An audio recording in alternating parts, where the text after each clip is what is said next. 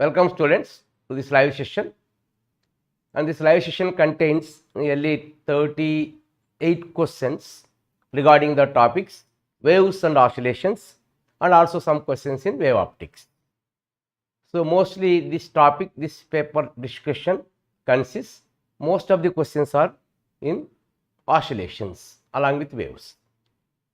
So this chapter plays vital role in JEE mains and JEE advanced examination also. So first we will go for first question. Basically from these three chapters you have to focus more on the calculation for time period of the oscillation different cases, and also have to focus for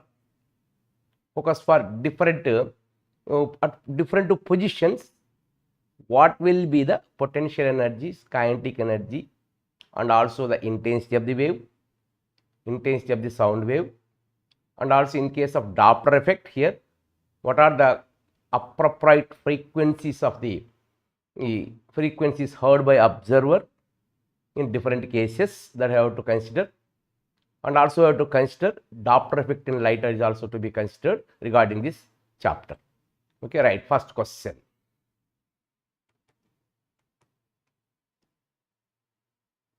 Vishal.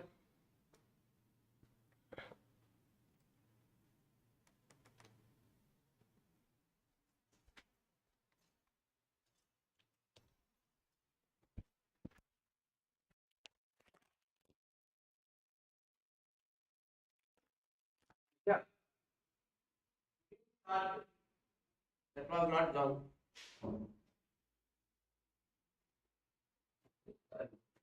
Wait. 1 minute.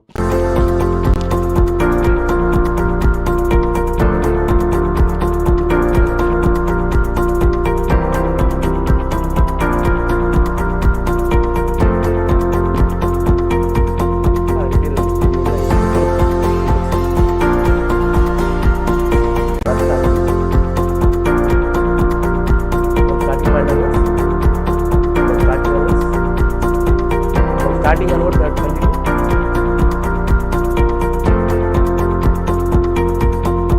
First question.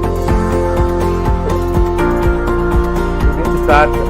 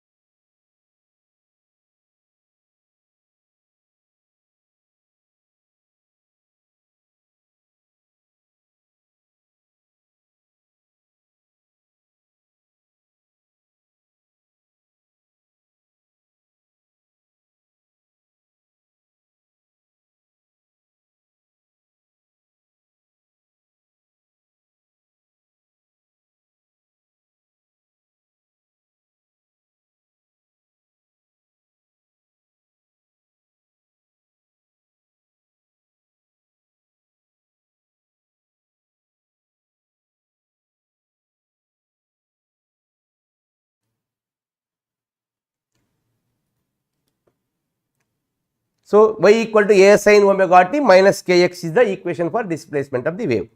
So in this case here a graph is plotted between its displacement and distance along the string. So in this case here at different points P, Q, R and S. So, what is P here? The point where displacement is maximum.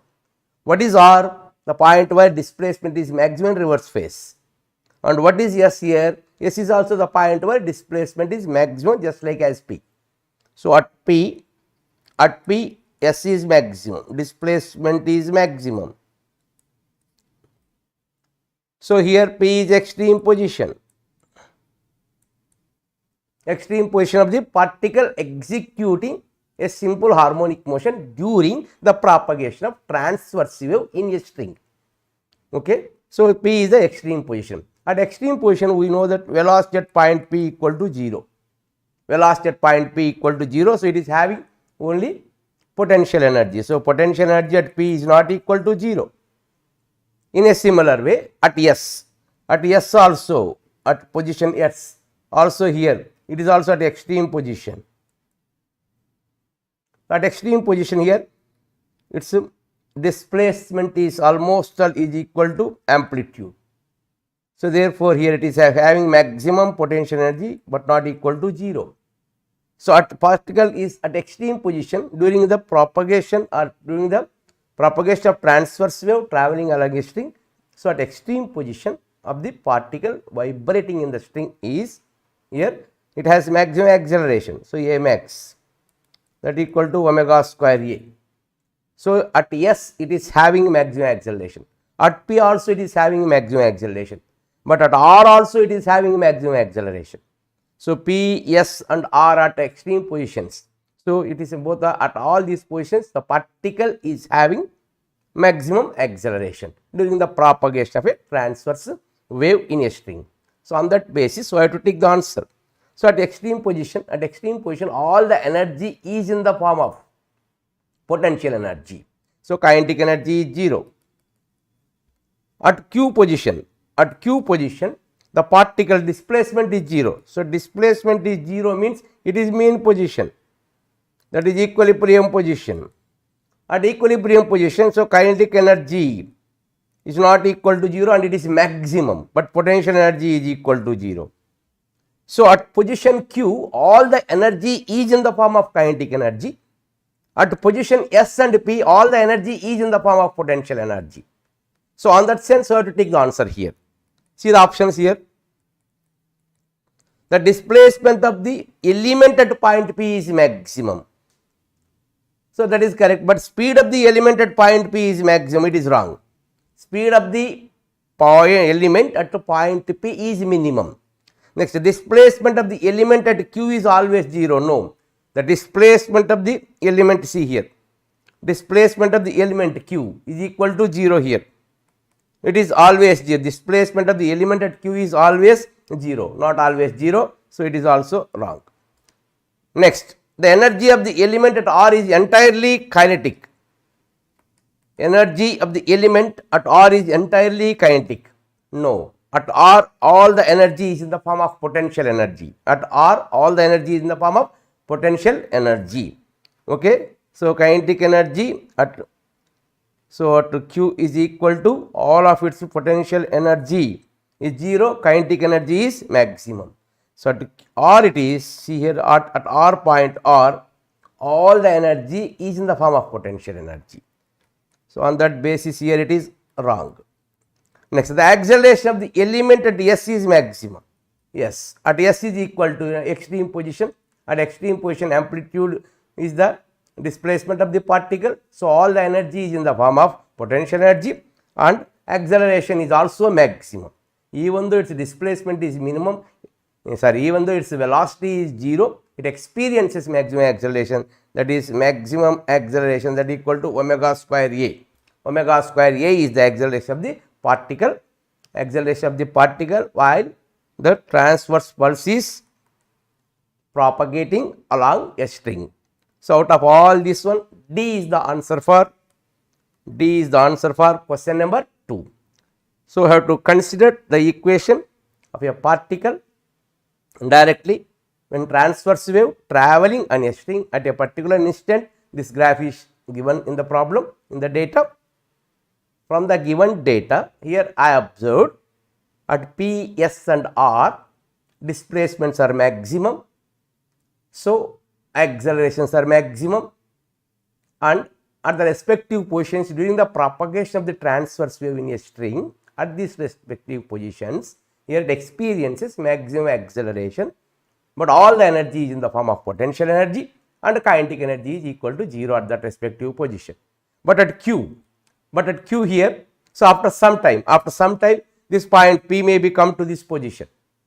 After some time P may becomes to this position, Q may becomes to R position. So always it is given the data. So always it is wrong. So always it is wrong. Why always it is wrong here? At an instant at position Q there will be the displacement of the particle during the propagation of transverse wave is 0. After next time it may be a maximum position point. After next time it may be again minimum position point. Like that here the positions are changed. Always the word is used in second option. In second option the word is used always. For that reason second option is wrong. Okay. So this is the key point of the question. So second option here it is Q is 0, but always the word is used. So during the propagation of this transverse pulse here, after some time here the Q position will be occupied by the maximum, and maximum position will be occupied by minimum after particular half of the quarter time of the time period of the wave. So due to that here always the word is given in the option B, so it is wrong. Next question. The given diagram shows 3 light pieces of the paper placed on a wire that is stretched over 2 supports, QR and at a distance, QR and at a distance, here it is 4x. When the wires are made to vibrate at a particular frequency, all the pieces of paper except the middle one falls off the wire. Which of the following could be the wavelength of the vibration? So according to given data here, this is nothing but a sonometer experiment. So when this wire under vibration, the string is under vibration due to the tension provided in the form of weight at the other end here, when this wire is in resonance, or when the wire is under vibrating state, at that time we know that here at the point of rigid points, we know that here node is formed. At rigid points Q and R node is formed. According to given data only, so the middle, see that data here, except the middle one, all pieces of paper falls except the middle one. The paper placed at the middle one doesn't fall, means it acts as node. Okay, it acts as node. So due to that here I considered the wave formed in between the 2 rigid ends, at which the remaining places paper riders are under vibration.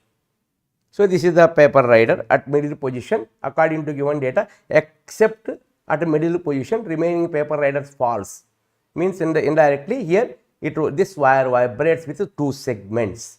This length is given as x, this length is also x, this one is x, this one is x. So what is the total length here? Total length of this wire is 4x. But here this position is node, this is node, this is node. So node to node there will be antinode. Here node to node, again here also antinode. We know that the distance between successive nodes is lambda by 4 or lambda by 2 here. Such distance between successive nodes here it is. See here it is 4x. 4x here this one is equal to lambda by this distance, sorry. The total length is 4x, but this distance between node to node distance, that equal to 2x. 2x that equal to here lambda by 2. The distance between successive nodes is lambda by 2. So from this lambda is equal to 4x. The total length of the wire is 4x, but the distance between node to node is 2x. But we know that distance between 2 successive nodes is lambda by 2. So from this the wavelength of the wave, which is formed in between the 2 rigid supports Q and R by means of tension provided this weight W in the sonometer experiment is lambda is equal to 4x. So answer is C is the answer for question number 3. So during the vibration of this wire, this vibration segment has two loops under vibration. For these two loops at two rigid points, there are nodes are formed at midpoint of this vibration according to given data. See the data, except the middle one falls, remaining falls off from the wire, means that also acts as node. So, in between node to node, the distance is 2x. So, 2x is equal to the actual distance between node to node in terms of wavelength as lambda by 2. So, from this we got the wavelength of this wave generated in the string or propagated in the string is lambda equal to 4x is the answer for question number 3. So, it is also another standard model question it is. Question number 4. A train is moving towards a hill at a speed 72 km per hour. Sounds and whistles a frequency of 500 Hz. A wind is blowing from the hill at a speed of 360 km per hour. If the speed of the sound in air is 340 meter per second, then frequency heard by the man on the hill is. So, a train is moving. Train is moving and whistling with frequency 500 Hz. So, V is here, what is the speed of the sound? It is speed of the sound 340 meter per second is given, and whistling with frequency F is equal to F naught is equal to 500 Hz. At the same time, it is a hind. This is the it is a hill. At a distance hill here, a wind is blowing from hill towards train. It is the velocity of the wind. An observer is on the hill. So, apparent frequency observed by the apparent frequency of the sound wave observed by the observer at the hill is supposed to be F dash. F dash is equal to, what is the basic equation for calculation of apparent frequency of the sound heard by the observer? Natural frequency of the sound wave released by source of sound into V minus V naught by V minus Vs is the basic equation. But here wind is also blowing here. Wind is also blowing in the direction, see the wind blowing from the hill to the hill at a speed, blowing from hill towards train here at a speed 36 km per hour. So, velocity of the wind is given as 36 km per hour. So, it is opposite to the direction of the flow of the sound wave. And also source of this sound wave is nothing but velocity of the train, that is also given the data. So, Vs is equal to 72 km per hour is given. So, Vs is given, Vw, what is velocity of the wind here? 36 km per hour is given. So, I have to convert all the values into meter per second. So, what is the basic equation for calculation of apparent frequency of the sound heard by the observer who is at rest on the hill? So, that can be calculated. The basic equation as F dash is equal to F naught into V plus or minus Vw minus V naught by V plus or minus Vw minus Vs. If wind blows in the direction of the sound wave, we can take plus. If wind blows opposite to the direction of the sound wave, then we can take minus. Here wind blows opposite to the direction of the sound wave. So, we get F naught into V minus Vw minus the observer is at rest on the hill. So, velocity is 0 by V minus Vw minus here source of sound is nothing but velocity of the train. So, velocity of the train is also in the direction of the sound wave. So, Vs. So, by substituting the values of F naught value as 500, it is 500 Hz into V value as here 340 minus velocity of the wind as, what is velocity of the wind? 36 into 5 by 18, 2 times 10 meter per second. So, minus 10 meter per second by 340 minus 10 minus velocity of the sound wave. Velocity of the sound wave is 72 km per hour. So, velocity of the source of sound is 72 km per hour. 72 into 5 by 18, 18 4 times, that is 20 meter per second. So, this is the velocity of the sound wave. So, here velocity of the sound wave is 340, velocity of the wind is 10 meter per second, velocity of the source of sound is 20 meter per second. So, it is 20. Do the calculation. After calculation, we get here the answer is 532. 532 point, here it is 532 hertz is the answer. Answer is A. So, what is the basic equation for calculation of apparent frequency of sound heard by an observer at rest on the hill? When train approaches towards hill with speed Vs, at the same time wind blows with speed 10 km per hour, 36 km per hour, opposite to the direction of the motion of the train. So, the apparent frequency is given by F naught into V minus Vw by V minus Vw minus Vs is the correct equation for calculation of apparent frequency of sound heard by the observer at rest. For that reason, I considered here V naught value as 0 for observer. So, finally, after calculation, the apparent frequency of the sound heard by the observer is 532 Hz. This is the correct answer for this question. So, answer is A for question number 4. So, this is the basic equation you have to remember. So, for calculation of apparent frequency, this is the basic equation you have to remember. Okay, V plus R minus Vw minus V naught by V plus R minus Vw minus Vs. So, depending upon the direction of the movement of the source of sound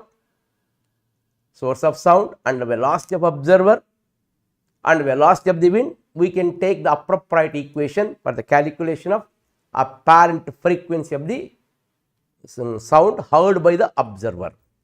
Here, who is observing the sound wave here? Observer. So, compulsory you have to consider observer velocity. And who is producing the source sound waves here? Source of sound. That is nothing but train here. So, that is Vs is taken as velocity of the train considered as 36 km per hour, 36 into 5 by 18, from that we get 20. So, after calculation you get 532 Hz is the apparent frequency heard by the man on the hill. So, answer for question number 4 is A, 532 Hz. Question number 5, it is the most standard model question and also interlinked with errors and approximation, that is in physical world. In an experiment to study standing waves, you use a string whose mass per length is mu equal to 1.0 plus or minus 0.1 into 10 power minus 4 kg per meter. So, mass per unit length of the wire is given as 1.0 plus or minus 0.1 into 10 to the power minus 4 kg per meter. You look at the fundamental mode whose frequency f is related to the length and T is the tension of the string by the following equation, and you make a plot with L value on y axis and root 2 value on x axis, and find that a best fitting line y equal to 8.0 plus or minus 0.3 into 10 to the power minus 3x plus 0.2 plus or minus 0.04. Okay, this is the best fitting line observed by plotting a graph in between L values on y axis and root 2 values on x axis. Now, what we want? What is the value of frequency of the wave expressed in SI units? See the options here: 6250 plus or minus something, 5859.8 Hz, 1250 plus or minus 32.3, 1250 plus or minus 546.9 Hz, like that it is given. So, we have to calculate absolute value of frequency and also the error in the frequency according to given data. So, mu value, mass per unit length of the vibrating segment in the sonometer is given as here. This is the absolute value, this is error. When graph is plotted between this one, that graph is also represented in terms of absolute value and error in the measurement of the slope of the given graph. So, this is in the form of y equal to mx plus c. So, slope of the graph plotted between here L value on y axis and root 2 value on x axis, here the slope of that one is 8.0 plus or minus 0.3 into 10 to the power minus. So, this value indicates the slope of the graph plotted between L value on y axis and root 2 value on x axis. So, the error in the measurement of slope is given as 0.3 and absolute value of the slope is 8. Okay, this is constant. So, on that basis we have to calculate frequency. First, what is the given equation? L equal to 1 by 2f into root of t by mu.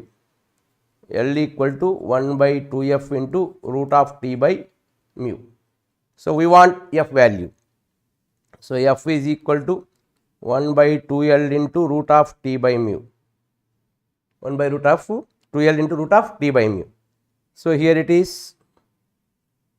So, F value can be calculated as L value is given in the data.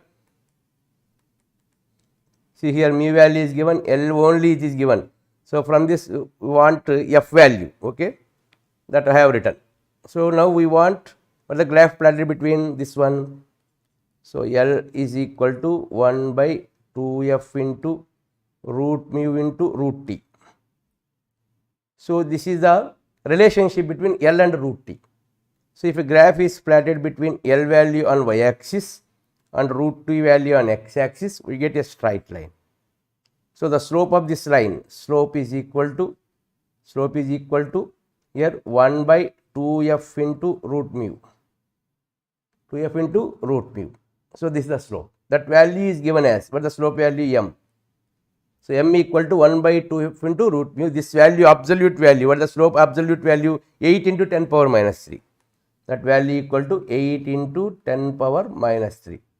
So, from this we can calculate frequency as F equal to 1 by 2 into 8 into 10 power minus 3 into root of, what is mu value, absolute value, here it is absolute value of mu, it is 1 into 10 power minus 4.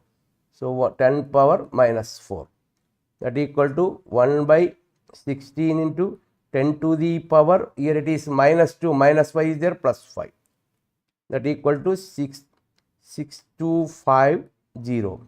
So, 6250 hertz. So, the absolute value of frequency I calculated as 6250 hertz. Okay.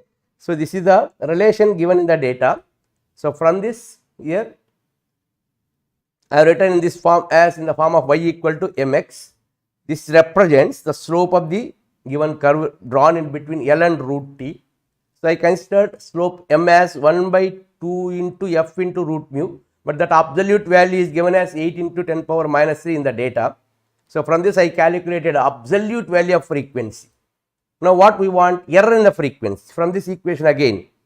So, f is equal to once again you write 1 by 2m into root mu. The error in the measurement of frequency delta f by f is equal to 1 by 2 into delta mu by mu plus delta m by m, because m is under root. For that reason 1 by 2 into delta mu by mu plus delta m by m, 2 is constant. Okay. So, from this here, this is the error, half into delta mu. What is delta mu here? 0.1 into 10 power minus 4, 0.1 into 10 power minus 4 by absolute value 8. 8 into 10 power minus 4, 10 power minus 4 gets cancelled, plus delta m. What the slope is given here? Slope is 0.8. So, it is delta mu is 0.1 by mu is 1 value, 1. What is the error in the slope is measured by this graph here. So, according to given value, error in the slope is 0.3 by absolute value as 8. So, 0.3 by absolute value 8. So, into this f value as 6250. So, from this after calculation delta f value as after calculation 546.9 hertz. See here what I considered, this is the equation for frequency of the vibrating segment in terms of slope of the given line and linear density of mass. So, here it is 1 by 2m into root mu. From this here I want fractional change in frequency delta f by f equal to, here for m delta m by m plus for root mu it is 1 by 2 into delta mu by mu. So, delta mu value is given in the data as 0.1 into 10 power minus 4 by mu, absolute value of mu is given in the data as 1 into 10 power minus 4. So, 10 power minus 4, 10 power minus 4 gets cancelled, plus delta m value is 0.3 by 8 into this f is taken to right side, that is already I calculated the absolute value of the frequency of the vibrating segment as 6250 So, by substituting the value of 6250, then we get error in the measurement of this frequency of the vibrating segment is 546.9 hertz. So, by considering this absolute value and error in the frequency, so what is the answer here? C is the answer. So, here frequency is represented as F is equal to, frequency is equal to here F plus or minus delta F. F value is 6050 plus or minus here 546.9 hertz.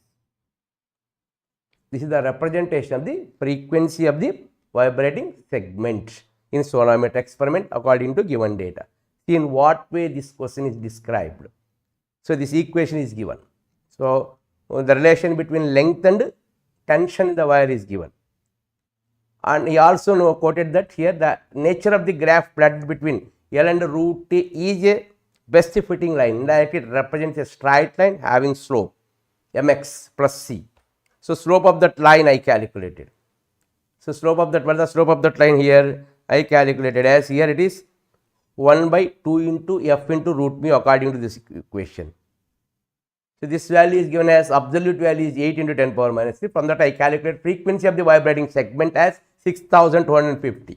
By considering the same equation, slope m equal to 1 by 2f into root mu, again I considered the fractional change in the respective quantities, that is delta f by f equal to half into delta mu by mu plus delta m by m.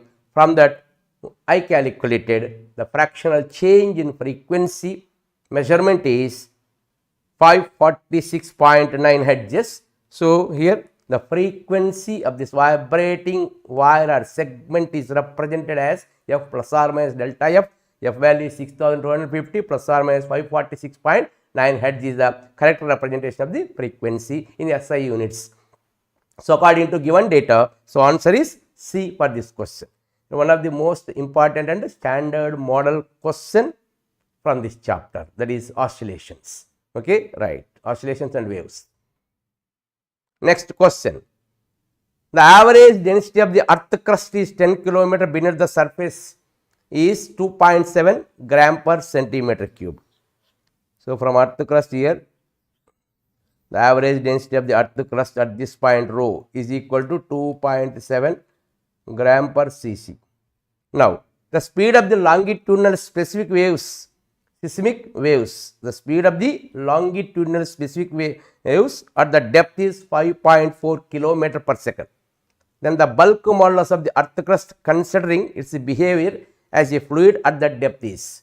Suppose if it is considered as a earth crust is considered as just like it in exhibits elastic nature at that time, what we want here, bulk modulus of that earth crust.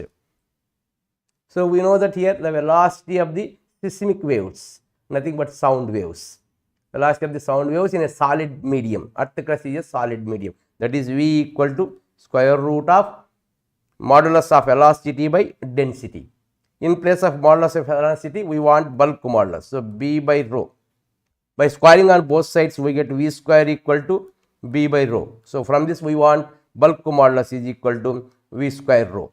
So, we know the value of V as 5.4 km per hour, kilometer per second is given, and the density of the earth crust is 2.7 gram per cc. So, here velocity is equal to 5.4 into kilometer 10 cubed meter per second, and the density of the earth crust is given as 2.7 gram per cc. Gram per cc to be converted into kilogram per meter cubed, it is to be multiplied with 10 cubed, kg per meter cubed. So, by substitution of this value as B is equal to bulk modulus is equal to V square is 5.4 into 10 cubed whole square into density 2.7 into 10 cubed.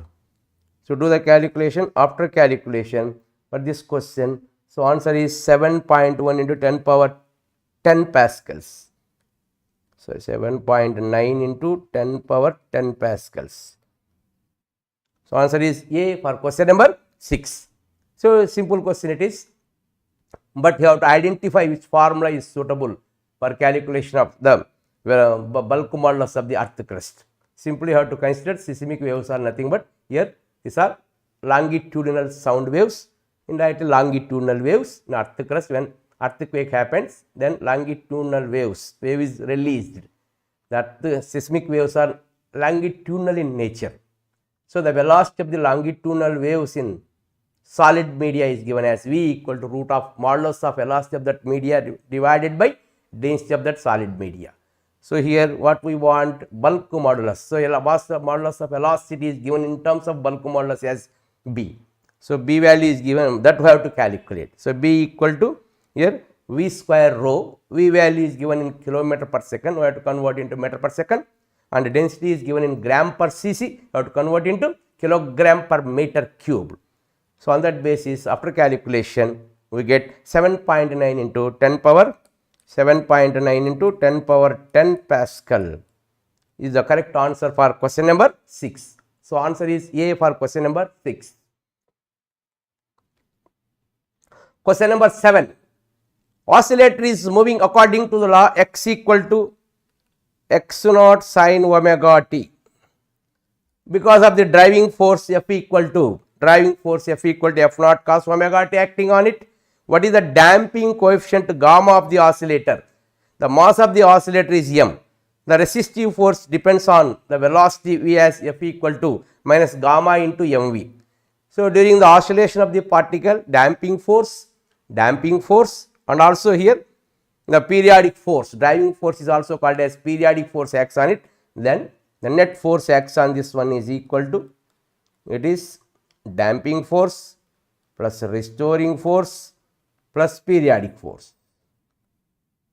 What is damping force here? Minus gamma into mv plus restoring force is minus kx plus periodic force is F naught into cos omega t. So, due to this net force acts on the particle, here it attains an acceleration A. So, m into d square x by dt square plus kx plus gamma m into v is equal to F naught into cos omega t. So, d square x by dt square plus k by m into x plus gamma into v is equal to F naught by m cos omega t. Then what we want here? So, this is the differential form of the particle under damped oscillations under the influence of restoring force, damping force and external periodic force, nothing but called as driving force. So, this is the differential form of the particle under particle under harmonic motion due under the influence of damping and external periodic and restoring forces. Out of this one, what we want here? See, coefficient of damping coefficient gamma of the oscillator. So, damping coefficient of the gamma of the oscillator. Here F is given as F is equal to gamma into mv. So, from this we want gamma we want. So, F by m into v. So, what is the maximum peak value of m? No, sir, peak value of velocity of the oscillator. So, peak value of the velocity of the oscillator can be obtained by using the relation x equal to x naught sin omega t. So, from this v equal to x naught into omega into cos omega t. So, peak value of this velocity is x naught into omega. So, in place of v I write f by m into x naught into omega is called the damping coefficient gamma of the oscillator. So, damping coefficient gamma of the oscillator is F naught by m x naught into omega is the answer. So, this represents the differential form of the oscillation of the oscillator under the influence of restoring force, damping force and external periodic force, nothing but called as driving force. Okay. So, here only we want in this question only damping coefficient gamma of the oscillator. So, what the damping force is given? F equal to minus gamma into mv. We want gamma equal to F by m into v. What is the peak value of m is x naught into omega by differentiating the given displacement function, that is x equal to x naught sin omega t. So, after substitution of this peak value of v velocity, then we get the damping coefficient gamma of the oscillator as F by m x naught omega is the answer for question number 7. It is also another standard model question, but it is very simple question, but questions will be framed on the basis of this equation. Okay, right. Next question. Question number 8. A cube side A and a material of specific gravity S is oscillating on a surface of water vertically up and down. The time period of its oscillation. So, a cube of side A and specific gravity S, specific gravity of the cube equal to density of the solid material by density of water. That is, specific gravity is given as S.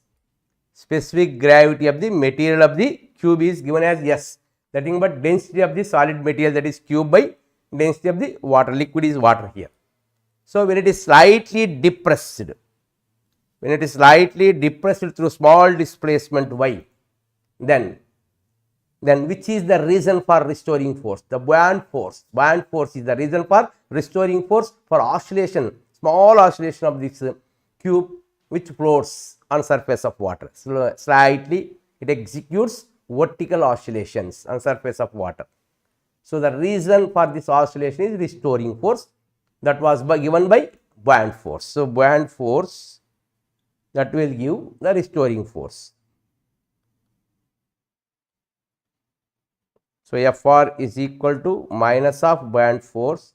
What is buoyant force? Volume of the liquid displaced by the body when it moves down through a small displacement y. When it moves down through a small displacement y, volume is area of cross section into y is volume into density of the liquid, that is water, into G. So, what is area of cross section for a cube? Area of cross section is A square. A square into y into density of water into G. Due to this, here this cube attains an acceleration A. So, therefore, this restoring force gives an effective acceleration A. So, I write MA. So, from this A equal to minus A square y into density of the water into G by mass of the cube. What is mass of the cube?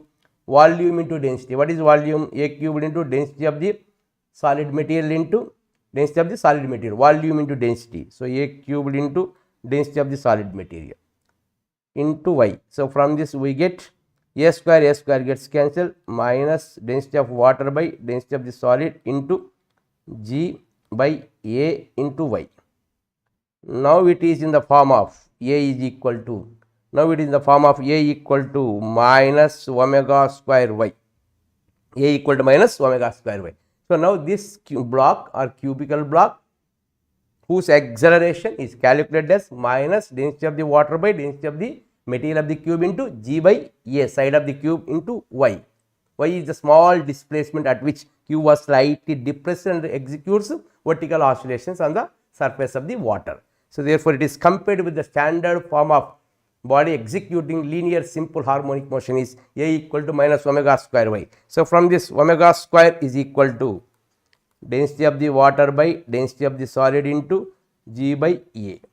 So, from this omega is equal to root of density of the water by density of the solid into G by A, that is equal to 2 pi by T. We want time period of the oscillation of the cubical block. So, T equal to 2 pi into root of density of the solid by density of the water into A by G. But density of the solid by density of the water is nothing but specific gravity of the cubical block.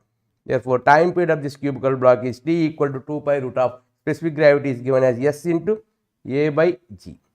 S into A by G is the answer for question number here 8. So, 2 pi root of A into S by G. See the data, 2 pi root of A into S by G is the answer for this question. Answer is B.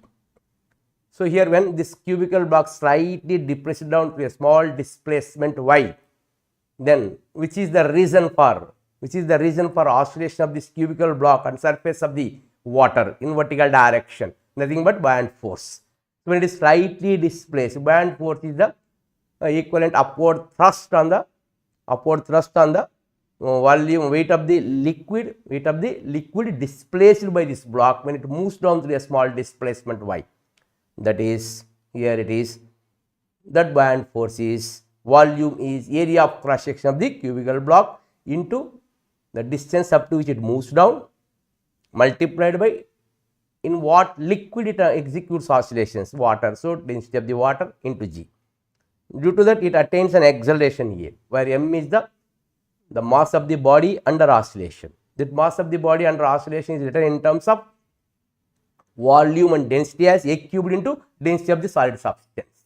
So, from this we get A value as minus of density of the water by density of the solid substance multiplied by G by A into Y. But density of the solid by density of the water is given in the first sentence as S. Specific gravity of the material of the cube as S. Okay. So, here it is compared with the standard form of body or particle executing linear simple harmonic motion, that is A equal to minus omega square Y. Then we get here omega square equal to density of the water by density of the material of the cube into G by A. From this I calculated time period as 2 pi root of density of the solid material of the cube by density of the water into A by G, but this is given as S. So, time period of this cube of side A oscillates in water with and having specific gravity S is 2 pi root of S into A by G is the answer for question number, here it is 8. So, answer is B for question number 8. So, it is the important process for calculation of time period in case of either cube or cylinder or sphere when it floats at equilibrium. When it floats at equilibrium, when it is floats at equilibrium condition, then only all these equations are applicable. When it just floats, half of its volume submerged, when it just floats, 1/3 of its volume submerged, when just floats, that is 1/10 of its length is submerged. Like that, when the question is given means indirectly it is in equilibrium position. At that time, if you press this block slightly, displacement y into the liquid, then small displacement y into the liquid, then only it executes small oscillations with the time period 2 pi root of AS by G is the answer for question number 8. Next question. Question number 9. A block A is hanging from a vertical spring and is at rest. Block B strikes block A with velocity V, sticks to it. Then the minimum time after which the spring just attains natural length is. So, it is a difficult model level question. So, first we have to consider what we want. Find the minimum time after which the spring just attains natural length. Minimum time after which spring just attains natural length means first you have to consider the natural length of the spring. After that, we have to attach some weight M. Then afterwards, A was collided with B and B is also having same mass. After collision, both stick together. Then it moves up. At that time, what is the time taken by this one to just attain its natural length? So, that is the question. So, here, so this is the spring having natural length. When some block is attached, block M is attached to this one, that is A, and this is the extension in the spring. What is the extension in the spring? The weight of the block is mg, restoring force is kx. Therefore, mg is equal to kx. So, x is equal to mg by k is the extension in the spring when block A is connected. Now, for this A here, it is collided with block B. It is collided with block B and stick together. Then it becomes 2m, A and B. When it is collided with block B and after collision it stick together here. Then this is the, so after comes to, during its oscillation, after comes to extreme position, it is extreme position. During its oscillation, it is extreme position. So, here weight is 2 mg. At that time here, with respect to this one, it is at a displacement. With respect to the natural length of the spring here, it extends to a displacement. Here it is 2 mg by k is nothing but amplitude of oscillation of the block of mass 2m. So, this will be the amplitude of oscillation. So, now what is our question here? So, the time, minimum time after which the spring just attains natural length. So, minimum time. Actually, this is the block A. So, here it has, what is the time taken from A to, it is A to A dash. Time taken from A to A dash, that we have to calculate. Indirectly, time taken from here the midpoint of oscillation to the mean position. So, this is the extreme position. This is the midpoint of oscillation because this distance is a by 2. Here also it is a by 2 and amplitude of oscillation is 2 mg by k. So, here it moves from midpoint to this one.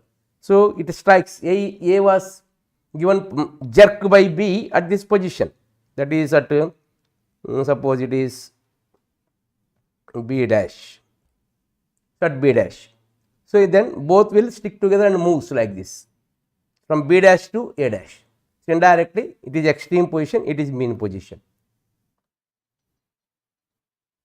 So, in between extreme and mean position amplitude is 2 mg by k. So, but we want time from B dash to here B dash to A dash, sorry B dash to A dash we want. So, that is midpoint of this oscillation to the mean position. So, particle is moving from extreme end to this one. So, displacement of the particle is given by y equal to a cos omega t, because particle is moving from extreme position to mean position. So, due to that we have to consider the equation for displacement of the particle during its oscillation is y equal to a cos omega t. In place of y it is written as a by 2. A by 2 equal to a into cos of omega t, 2 pi by t into small t. So, a by 2 a gets cancelled 1 by 2, cos 60 degree is pi by 3 equal to 2 pi by t into here it is small t.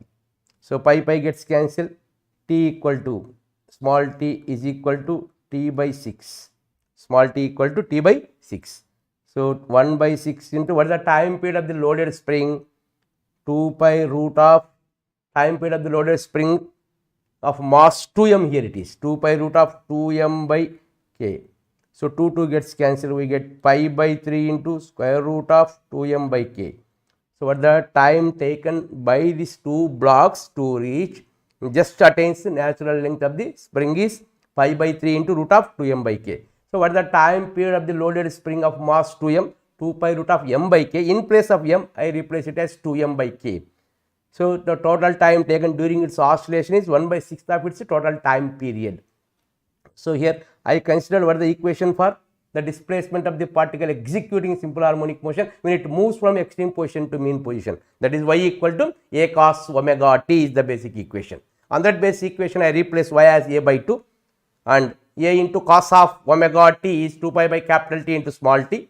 So, a by 2 a gets cancelled, 1 by 2 is written as cos of pi by 3, cos gets cancelled. So, pi by 3 equal to 2 pi by t into small t. So, from this t equal to capital T by 6, that is 1 by 6 into capital T is 2 pi root of 2m by k. From that after calculation we get the time taken by these two blocks after collision here just to attain the natural length of the spring is pi by 3 root of 2m by k, or the minimum time taken by these two blocks and when the spring just attains its natural length is nothing but the time taken by these two blocks to cross mean position, that is from midpoint of this oscillation to mean position.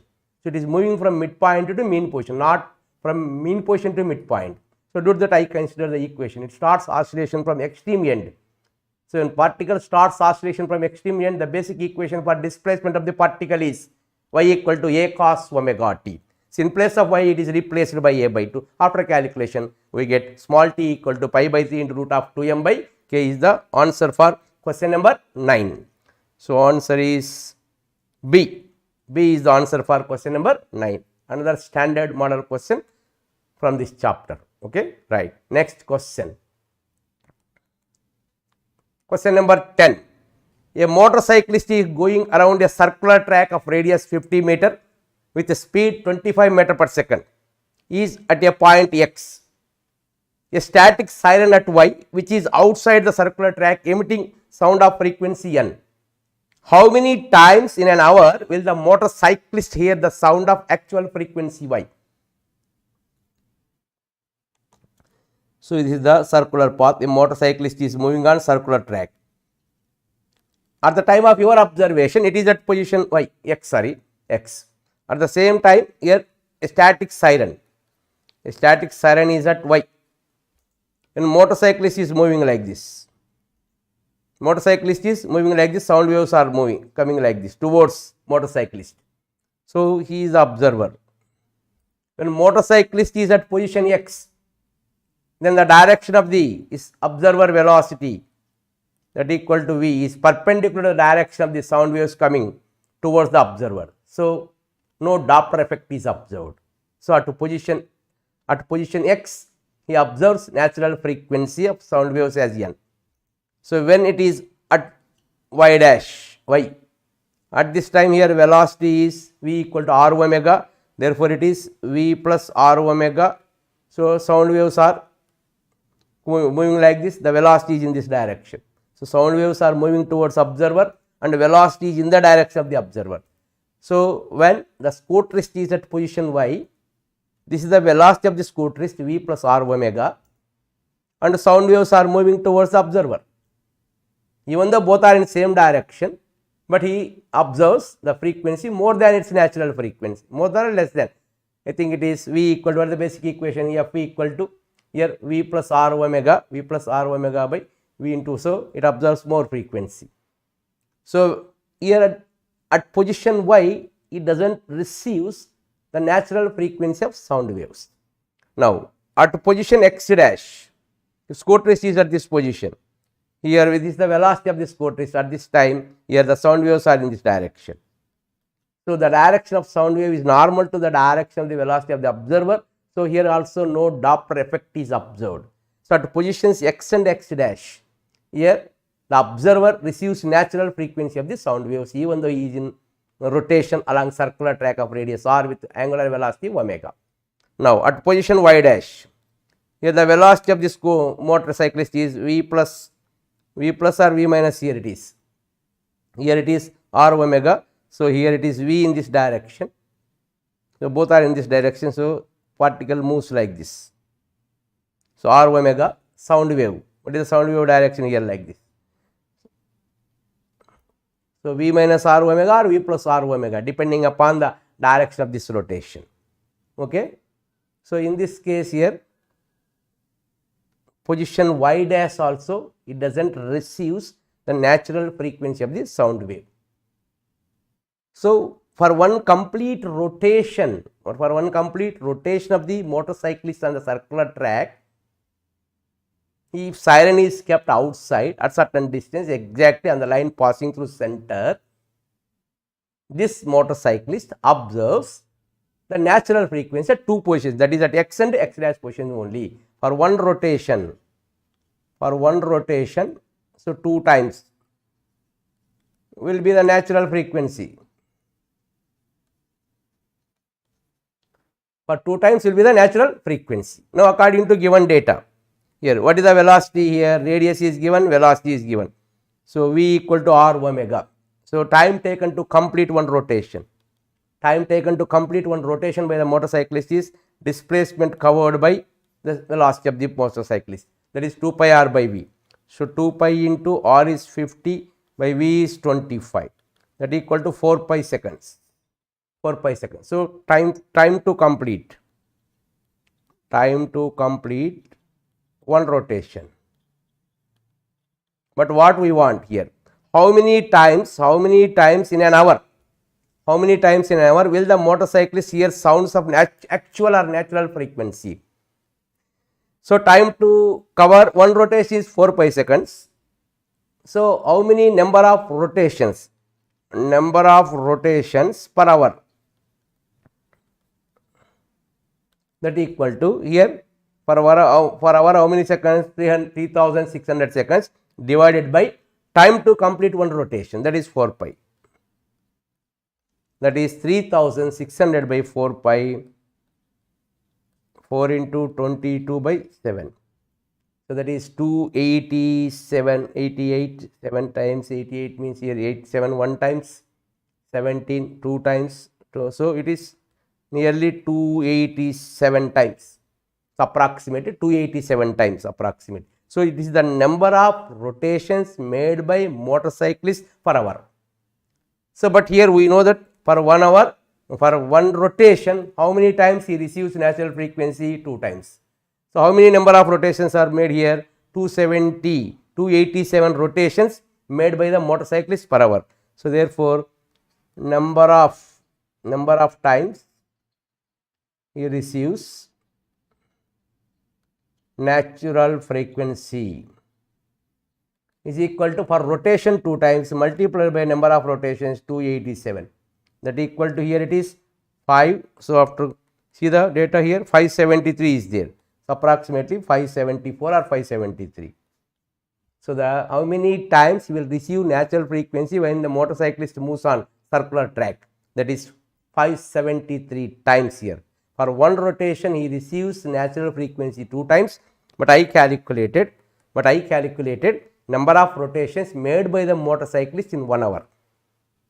So, in 1 hour, for 1 hour how many seconds are there here? 3600 seconds divided by time taken to complete one rotation by the motorcyclist, that is 4 pi seconds. Okay. So, 3600 by 4 pi, that will give, so 287 number of rotations per hour made by this motorcyclist. In this number of rotations, for each and every rotation he will receive 2 times of its natural frequency of the siren kept at point Y outside. So, do that, the total number of times at which he receives natural frequency of the sound is 573 approximate, or 574, but in the options it is 573 is given. So, answer is 573 is the answer for question number, here it is 10. So, answer is D for question number 10. Question number 11. A closed organ pipe of radius R1 and an open organ pipe of radius R2 and having same length L resonates when excites with given tuning fork. Closed organ pipe and open organ pipe resonates in fundamental mode. Then the relation between this R1, R2 and length. Closed organ pipe and open organ pipe. So, both vibrates with the fundamental mode. So, for fundamental mode it is like this. So, this length of the pipes are same. Now, here in this case, here it is, you tell me here, it is node is formed, antinode is formed just above the open end. So, therefore, this length is given as, this length is node to antinode, node to antinode. This length is, here it is, what is length? Lambda by 4 is equal to, lambda by 4 equal to L plus E1 for first tube of radius R. And for the second tube of radius R2, here this is the position of antinode. So, then node, so antinode to antinode, this is the antinode position, this is the antinode position. So, antinode to antinode position is lambda by 2 is equal to length of the open pipe plus end correction E and E here, that is 2E2, because radius is different. We know end correction in terms of radius as 0.6 R1 and E2 is 0.6 R2. So, this is how to remember. So, what is the end correction of sound wave? End correction of sound wave regarding the formation of stationary wave in a closed and open pipes is even equal to, this end correction is almost 0.6 times that of radius of the given open or closed pipe. Okay. So, now here these are the equations 1 and 2. So, from equation 1, lambda by 4 is equal to L plus E1 and lambda by 2 is equal to L plus 2E2. So, here I multiplied with 1 by 2. So, we get lambda by 4 is equal to L by 4 plus E2, equation 1, equation 2. By equating 1 and 2, we get L plus E1. L plus E1 is equal to L by 4 plus E2. So, L plus L by 4 it is, see once again here it is, sorry, not L by 4 it is, L by 2 it is, L by 2. So, it is L minus L by 2, L by 2 equal to E2 minus E1. So, L equal to 2 into E2 minus E1. So, that is 2 into what is E2? 0.6 R2 minus 0.6 R1. Therefore, L is equal to, therefore, L equal to 0.6 into 2, 1.2 into R2 minus R1. So, this is the equation for length of the closed and open pipe. So, that is 1.2 R2 minus R1 equal to L. So, in case of closed pipe, here antinode is not exactly formed at the tip of the closed pipe, it forms just above the closed loop pipe. That distance is called end correction. This end correction is the distance between actual point of formation of antinode to edge of the closed loop pipe. In a similar way, for open pipe there are two edges. So, for that reason I considered here 2E2, 2 not rho 2, it is E2. So, here antinode to antinode distance is lambda by 2 for open pipe, and antinode to node the distance is lambda by 4, that is the length of the tube plus end correction E1. Here it is length of the tube plus end correction E1 on one side plus end correction E2 on other side. So, by solving equation 1 and 2 we get here L equal to 1.2 into R2 minus R1 is the answer for question number 11. So, answer is A for question number 11. Next question. In a sonometer wire, the fundamental frequency of the wire is 260 Hz. In a sonometer, the tension is maintained by suspending 50.7 kg mass. When the suspended mass completely submerged in water, the fundamental frequency becomes 240 Hz. Then the suspended mass have volume. So, for the sonometer wire here, it is some weight 50.7 kg, that is 507 Newton. It is the tension in the string for this wire.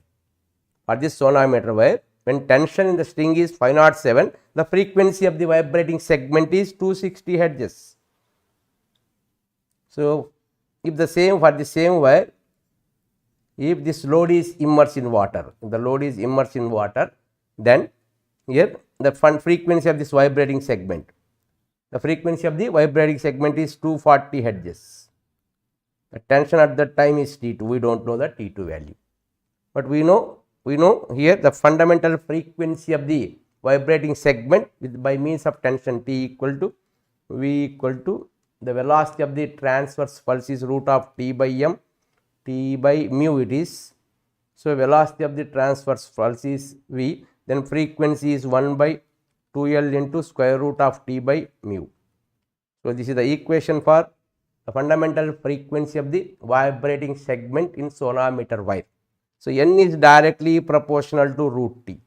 So, N1 by N2 is equal to root of T1 by T2. So, T1 value is given as 260 by 2, T2 value 240. So, from this T1 square by T2 square, it is 13 by 12. So, T1 by T2 is equal to 169 by 144. We want T2 value. So, T2 is equal to T1 into 144 by 169. So, T1 value is given as 50.7 kilogram, in terms of Newton it is 507 into 144 by 169. Now, here you multiply 507 into 144 and divide with 169, then you get after calculation it is 432 Newton. So, in the presence of air, the tension in the string is 507 Newton. If this weight is immersed completely in water, then the tension in the string is 432 Newton. So, what is the loss of weight? The change in tension, the decrease in tension, that will give loss of weight of the body in water. So, therefore, loss of weight is equal to T1 minus T2. T1 is equal to 507 minus 432, that equal to 75 Newton. This loss of weight is nothing but buoyant force. What the buoyant force? Volume of the body into density of the water into G is equal to 75. So, from this we want what is the volume of the body immersed in water? V equal to 75 by density of water into G. So, 75 by density of water is 1000 into G value 10. So, after calculation we get 0.0075 meter cubed. So, this is the volume of the block inside of the liquid, which creates a tension 432 newtons. So, for question number 12, answer is 0.0075 meter cubed. You correct for all options, meter cubed it is. So, answer is B for question number 12. Meter cubed is the unit of this volume. What is the volume of this suspended mass? Volume of the suspended mass, that is, if it is completely immersed in water, then that volume is equal to volume of the block. So, whatever the volume of the liquid displaced by the body, that is equal to volume of the block, that I calculated.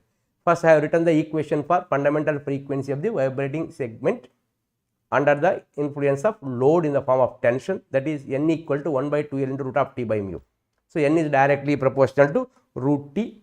So, n1 by n2 is equal to root of T1 by T2, that is equal to n1 by n2 values are given as 260 and 240. From that, I calculated T1 by T2 as 169 by 144. From that, T2 value is calculated by substituting the value of T1 as 507 Newton. Then we get T2 value as 432 Newton.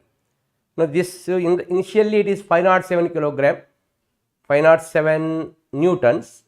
So, after this block immersed in water, the tension in the string reduces to 432 Newton, means the decrease in tension indicates the loss of weight of the block in water. That loss of weight of the block in water is nothing but buoyant force acts on the block. Whatever the buoyant force acts on the block, that is volume of the block into density of the water into G, that equal to the difference in the tensions, that is 75 Newton. So, by equating this value to 75, from that here volume of the block is 75 by density of the water into G, but density of the water in SI system, you have to remember that standard value, that is 1000 into G value 10, we get 0.0075 meter cubed is the answer for this question. Next, question number 13. A uniform narrow 1.95 meter long pipe is open at both ends. This length is 1.95 meter. It resonates at two successive harmonics of frequencies 275 and 330 hertz. Then speed of the sound in the tube. So, it resonates at two successive harmonics. I don't know which second harmonic or third harmonic or fourth harmonic, I don't know. I considered, so nth harmonic of the sound by this open tube is 275. The next successive is n plus 1th harmonic. So, for nth and n plus 1th harmonics are there according to given data. Nth and n plus 1th harmonics are 275 and 330 hertz are given. So, what is the equation for nth harmonic? N equal to, for open pipe it is equal to n into, that is n1 is equal to n into frequency n1 equal to n into, what is the basic equation here? V by 2L. And for n plus 1 it is n2 is equal to n plus 1 into V by 2L. These values are given as 275, this is given as 330. By subtracting one from other, n plus 1 into V by 2L minus n into V by 2L, then we get here it is V by 2L. V by 2L is equal to 330 minus 275, that is 55. So, we lost what we want, speed of this sound. Speed of this sound equal to 55 into 2L. 55 into 2 into, what is the length of the pipe here? Length of the pipe is 1.95 meter. So, 1.95 meter. So, 55 into 2 into 1.95, after calculation, here it is 55 into 3.8. 3.8 means 4. 4 into 55, 220. So, nearer to 220, that is 214.5 meter per second is the answer for question number 13. That is 214.5 meter per second. Okay. So, answer is D is the answer for question number 13. So, it is also another logic and standard model question regarding the vibration of the open and closed pipes. So, here two successive harmonics are given in this question. So, nth harmonic and n plus 1th harmonic values are given in the data, that has 275 and 330. For 275 its value is n into V by 2L, and for 330 I have taken it is n plus 1 into V by 2L. We want speed of this sound. So, by subtracting one from other, we get V by 2L is equal to, by subtracting of this 275 from 330, we get 55. From the speed of the sound is calculated as 214.5 meter per second is the answer for question number 13. Next question, 14th one. One insulated conductor from household extension cord has mass per unit length of mu. A section of this conductor is held under tension between two clamps. This is the cord.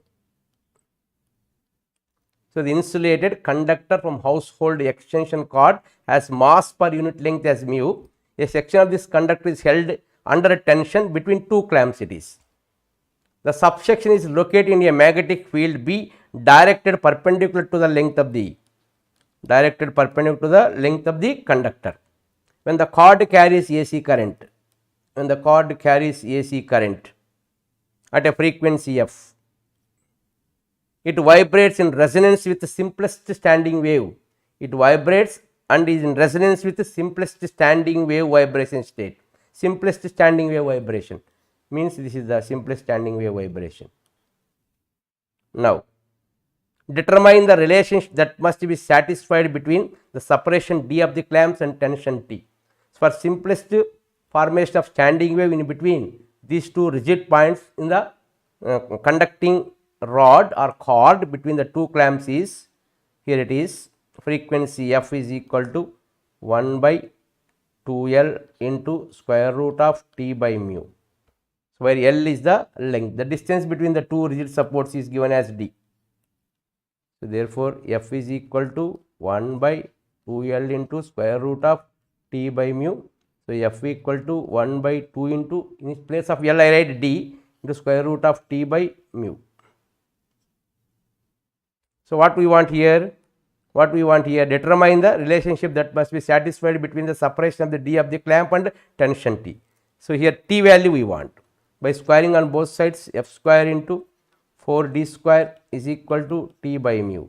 So, from this T equal to 4f square mu into d square.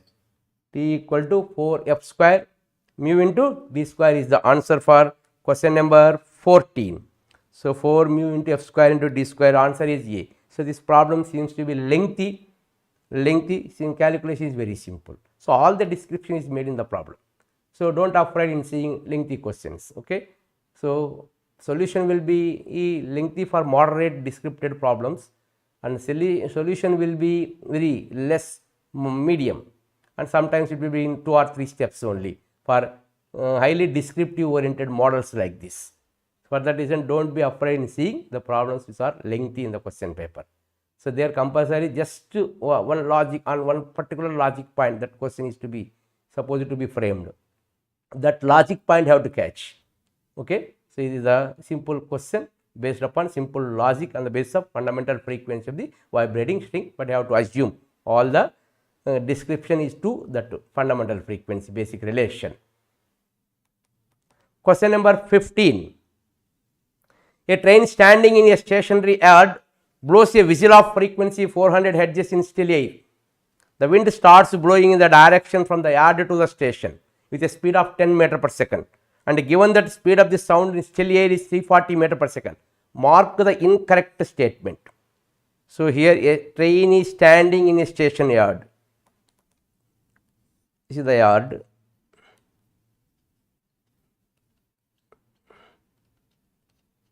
So, train at rest, it is a platform, an observer is on the platform, okay, and blows a whistle of frequency 400 Hz,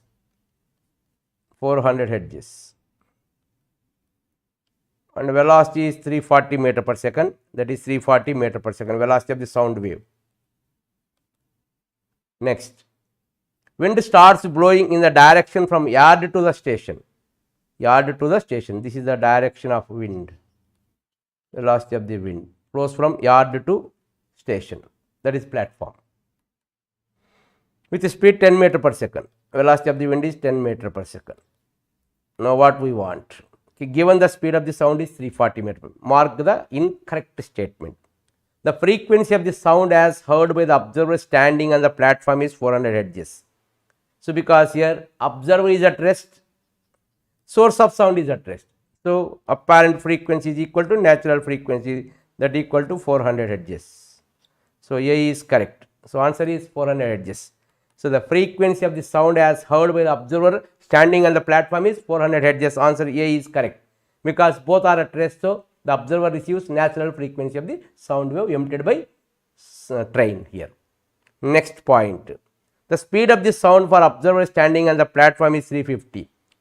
So what is the speed of the sound here? Sound wave moves with speed with 340 meter per second and wind moves with speed 10 meter per second. So for observer, the velocity of the sound wave received by the observer is 340 plus 10, 350 meter per second. The speed of the sound received by the observer on the platform is 350 meter per second because both are in same direction. So answer is, here also it is correct. The speed of the sound for the observer standing on the platform is also 350 meter per second. Next, the frequency of the sound as heard by the observer standing on the platform will increase. The frequency of the sound as heard by the observer standing on the platform, no, it remains same, that is 400 Hz. So option C is wrong. Next, the wavelength of the sound as received by the observer standing on the platform will decrease. So here, what is the frequency wavelength here? It is D. So natural frequency is f dash is equal to, what is f1? It is f1 equal to f into here, f into v by v, f into v by v initially, then f dash is equal to f into here v dash by e remains same.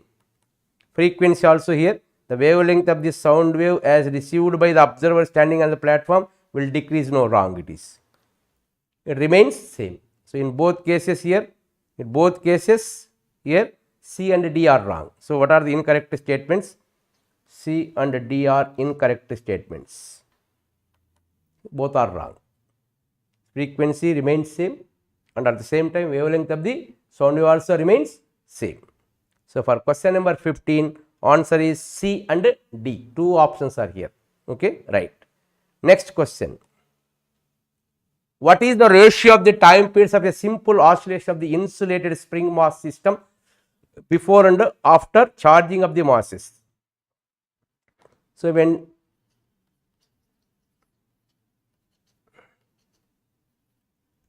two masses are connected to the two ends of a spring, allowed for small oscillations on the smooth horizontal surface, then the time period of this oscillation is t equal to 2 pi root of mu by k, where mu is reduced mass of the system of these two masses, reduced mass. So why we use reduced mass concept here? The oscillation of one block is controlled by the oscillation of another block. Simultaneously both will not oscillate. First, it compresses the spring to maximum value, then the spring releases energy to the second one, then only it oscillates towards left side. Again it come back to its initial position, compresses the spring to maximum value, then releases energy to the first block, then it moves towards right side. Like this, these oscillations will perform. So both blocks are not under oscillation simultaneously. So the oscillation of one block is controlled by the oscillation of another block. Due to that, in place of m, we use reduced mass concept. So what is reduced mass concept here? Directly reduced mass is represented by the basic equation m1 m2 by m1 plus m2. So both are having same masses, m into m by m plus m, then we get m by 2. So at the time period of oscillation, t equal to 2 pi root of, in place of mu I write m by 2 into k is the time period of the oscillation. So this is the time period of the oscillation of the two blocks connected to a spring before giving the charge. After giving the charge also, it is independent of the electrostatic force of attraction or repulsion between these two. So after giving up the charge also, here time it is 2 pi root of m by 2k. 2 pi root of m by 2k is the time period. So t by t dash is equal to, t by t dash approximately equal to 1, but slightly it will vary, but approximately equal to 1. See the options here. So approximately it equal to 1. See the answer is A. For question number 16, answer is A.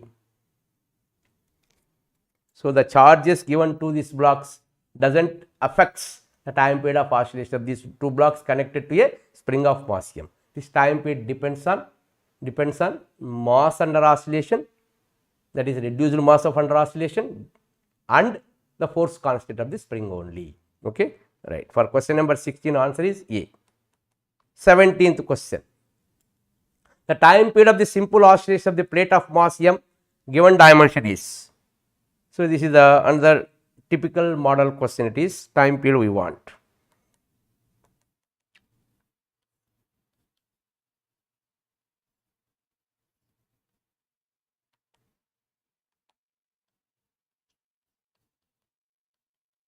This is the plate, given plate of mass m, and this distance is a, this one is b. This is force constant k. This is the plate, rectangular plate of length a and width b. So, it is in equilibrium according to given data. Mass is m. When it is in equilibrium, when it is slightly displaced from its mean position, then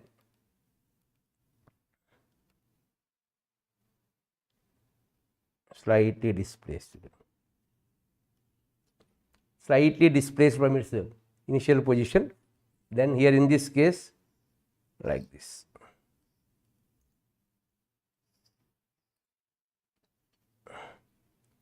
This is the angular displacement made by this horizontal edge of the plate, and this edge moves down to a small displacement about this point O. So, it executes oscillations about this point O. So, this edge comes down through a small displacement x, and again the restoring force developed in the spring is kx. So, this will be in upward direction. So, restoring force developed on the plate is kx and the extension in the spring is x, but here this plate executes angular simple harmonic motion about this point O. So, for angular simple harmonic motion, in place of restoring force we consider restoring torque. What is the restoring torque here? Restoring force multiplied by the perpendicular distance. What is the restoring force? Kx minus kx into perpendicular distance about point O, that is about point O. Perpendicular distance is a. This distance is given as a into a. But this arc length, this is the arc length moved by this edge of the plate here. It is x. This is theta. It is a. This arc length x equal to a into theta. So, in place of x I write minus k into a into theta into a equal to I alpha. But the moment of inertia of the rectangular plate about an axis passing through center, it is m into L square plus b square by 12. But about this axis we want, about O. Therefore, alpha equal to minus ka square by moment of inertia about O. What is moment of inertia about O? For this plate, about this axis we know moment of inertia, but about this axis we want. So, about an axis passing through center, moment of inertia is m into a square plus b square by 12, m into a square plus b square by 12 plus moment of inertia. About this axis we want. About this axis we want means here about O we want. So, therefore, it is moment of inertia about O. So, moment of inertia about an axis passing through center is m into L square plus b square, that is a square plus b square by 12 plus m into x square. M into what is x value here? The distance from center of the plate to point O. So, distance from center of the plate to point O is, that is the half of the diagonal. What is the diagonal? Root of a square plus b square by 2 whole square. So, from this alpha is into theta. Alpha equal to minus ka square by m into a square plus b square by 12 plus m into, here it is a square plus b square by, here it is 2 by 4. So, from this after calculation we get here it is m into a square plus b square by 3 minus into theta here minus ka square by m into a square plus b square by 3 into theta. So, this is the equation for alpha. So, alpha equal to minus ka square by m into a square plus b square by 3 into theta. Now, it is in the form of a particle executing angular simple harmonic motion as my alpha equal to minus omega square into theta. Alpha equal to minus omega square into theta. So by comparing this one, the standard form, omega square is equal to Ka square by m into a square plus b square by 3 is taken to numerator. That is omega square. We want omega under root, but we want time period t equal to 2 pi by t. Then t equal to 2 pi into m into a square plus b square by 3 into Ka square. So answer is B for question number. T equal to 2 pi into m into k square plus a square plus b square by 3 into Ka square. That is the answer. So 2 pi of by this term. So simple question it is. So here just by displating this plate slightly through a small angular displacement theta from its mean position or equilibrium position, then the extension in the spring is x is represented as a into theta. At that time the restoring force developed in the spring is kx. So from this we get restoring force as kx. From that I calculated the restoring torque x on the oscillating plate is equal to the restoring force multiplied by perpendicular distance about point of oscillation, that is O. So this oscillates about point O like this. So restoring force is kx. In place of x I write a theta into a, and moment of inertia of this plate about an axis passing through one end of the plate, that is O, not passing through center and perpendicular to its plane. We know that moment of inertia of the rectangular plate about an axis passing through its center and perpendicular to its plane is m into a square plus b square by 12. So about an axis passing through one edge and perpendicular to its plane is m into a square plus b square by 12 plus mx square. X is the distance from edge of the rectangular plate to center of the plate. That is nothing but half of the diagonal. What is the diagonal? Root of a square plus b square. Half value is root of a square plus b square by 2. That is m into root of a square plus b square by 2 whole square. So after calculation we get m into a square plus b square by 3 is the moment of inertia. So 3 is taken to numerator, then we get alpha equal to minus Ka square by minus 3 Ka square by m into a square plus b square by 3 into theta. It is in the form of alpha equal to minus omega square theta. Now it is compared with standard form, then we get omega as root of 3 Ka square by m into a square plus b square, and it is equated to 2 pi by t. So from this t equal to 2 pi into root of m into a square plus b square by 3 Ka square. So answer is B for question number 17. So the time period of oscillation of the plate of mass m and given dimensions is. See the previous problem, 14th problem, description is very large, solution is very less, but here only one sentence is the diagram is given. So solution is lengthy. So here first, for angular simple harmonic motion of this oscillating plate, you have to consider a restoring torque. For linear simple harmonic motion of the oscillating body, you have to consider restoring force. So on that basis you have to write the equations and equate it to, for linear simple harmonic motion it is equated to ma. For angular simple harmonic motion this torque is equated to I alpha, but I is not the moment of inertia passing through the center of mass, it is the moment of inertia of the oscillating body about at which it is about to oscillate. Okay. So this is the explanation for question number 17, standard model question it is. Next question. Question number 18. A particle moves with a simple harmonic motion in a straight line. Okay, it covers a distance d1 in first second and a distance d2 in second. What will be the amplitude of simple harmonic motion? Particle starts from rest. Yes. So particle starts from rest, nothing but extreme position. Particle starts oscillation from extreme position.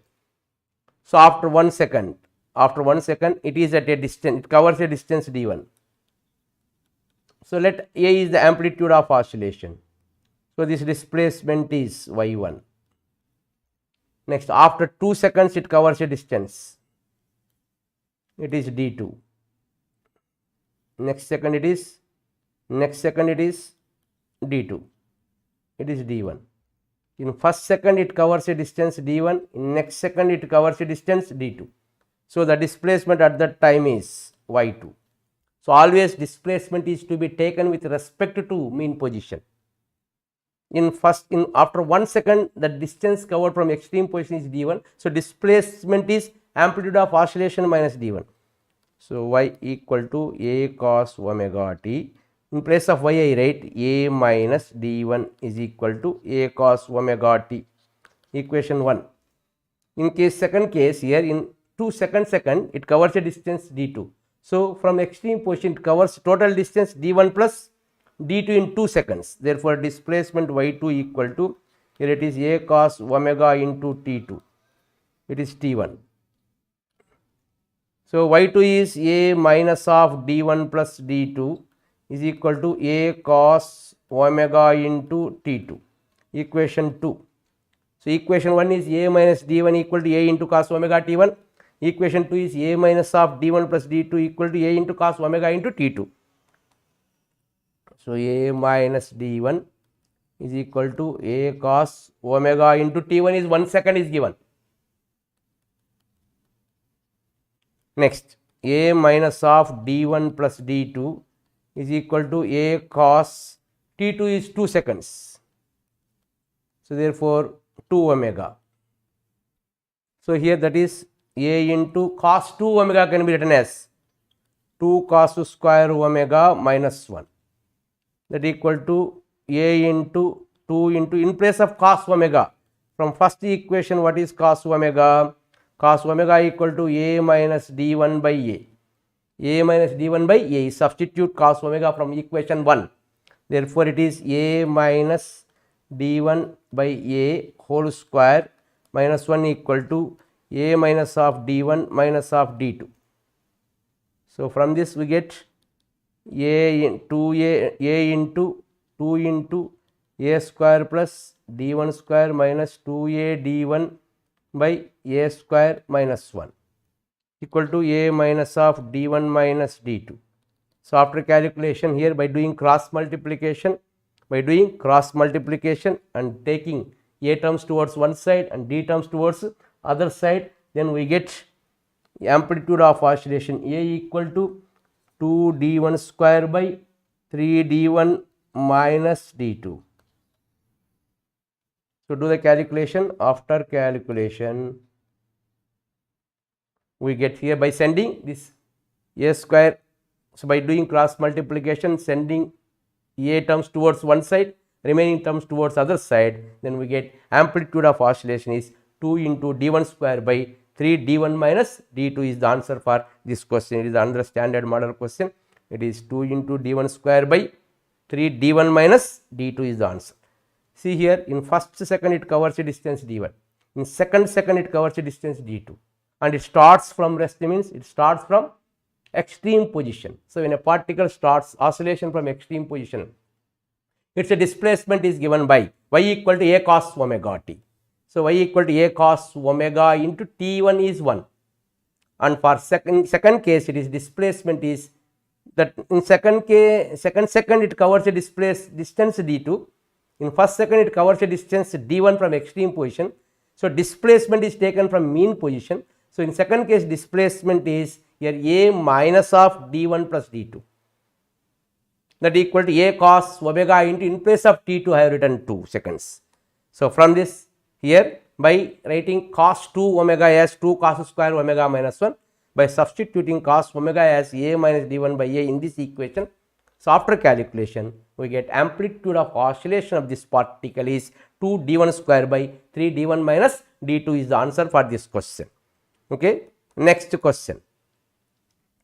The spring mass system inside a frictionless tube rotating with constant angular velocity. Find the angular frequency of mass m for simple harmonic motion about mean position. A spring mass system inside a frictionless tube rotating with constant angular velocity omega. If this system rotates with angular velocity omega, next what we want? Find angular velocity of the mass for simple harmonic motion about mean position. So when it is under oscillation, rotation, according to given data, this block is under simple harmonic motion. This block is under simple harmonic motion. So the tube is under rotation with constant angular velocity omega. In the tube, there is a mass attached to a spring under simple harmonic motion with angular velocity omega n. that we have to calculate. So, when the tube is under horizontal circular motion, circular path, then we have to identify what are the forces are acting on the mass connected to the spring and to the center of rotation of the tube, that we have to identify. Okay. So, here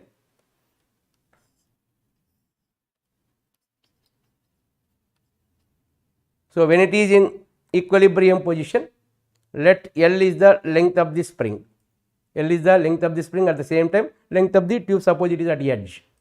Okay. L is the length of the natural length of the spring under rotation.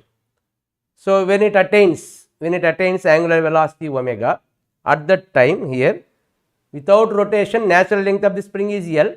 When it rotates with angular velocity omega, at that time that it extends by a distance L plus x. At that time, what are the forces are acting on the block? Centrifugal force mr omega square, m into L plus x into, that is omega square. At the same time, the restoring force developed in the spring is k into L plus x. Resultant of the spring force, that is the restoring force, and the centrifugal reaction, that will be the net force acting on the block during oscillation. That is the restoring force. That restoring force is equal to the spring force difference of centrifugal reaction. The difference of spring force and centrifugal reaction. The spring force is k into L plus x minus centrifugal reaction is m into L plus x into omega square. So, from this we get KL plus Kx minus ml omega square minus mx omega square equal to ma, m into a acceleration. So, from this here we get KL. What is the force constant of the oscillating particle? M omega square. So, KL and m omega square. Force constant of the oscillating particle is m omega square. For any oscillating particle, when any particle is under oscillation, its force constant is m omega square and it is equated to spring constant k. So, therefore, KL is replaced by ml omega square. So, both gets cancelled. From this we get k minus m omega square into x by m is equal to a, but it is a restoring force. So, from this we write minus.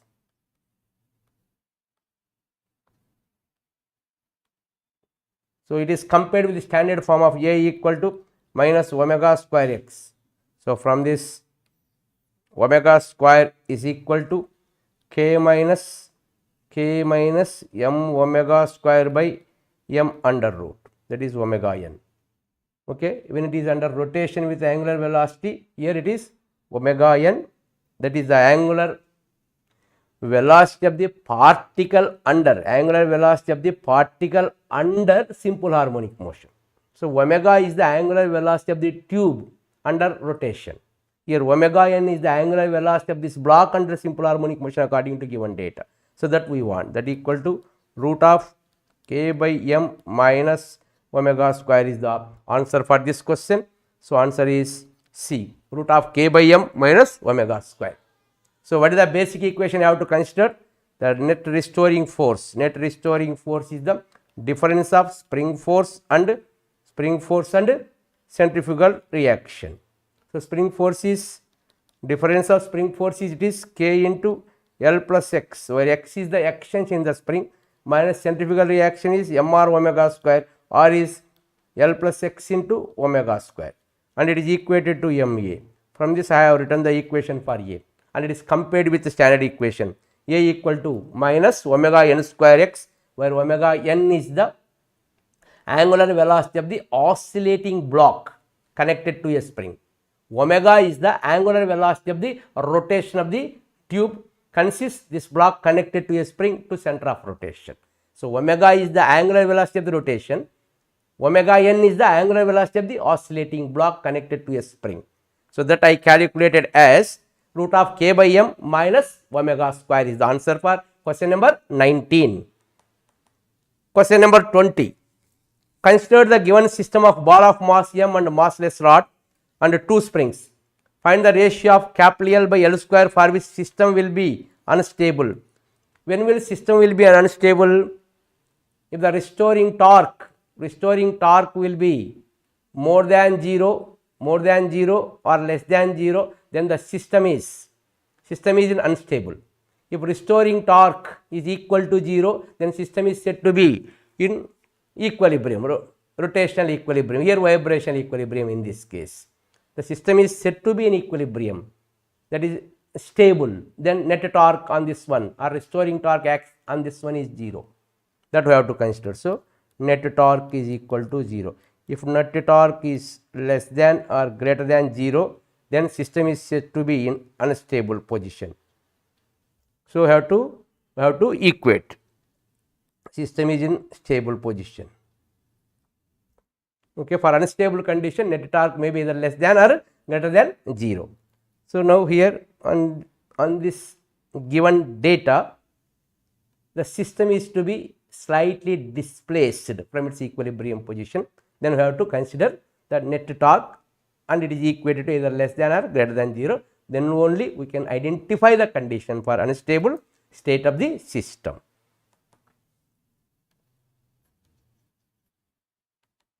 Here the rod is connected to a block of mass m.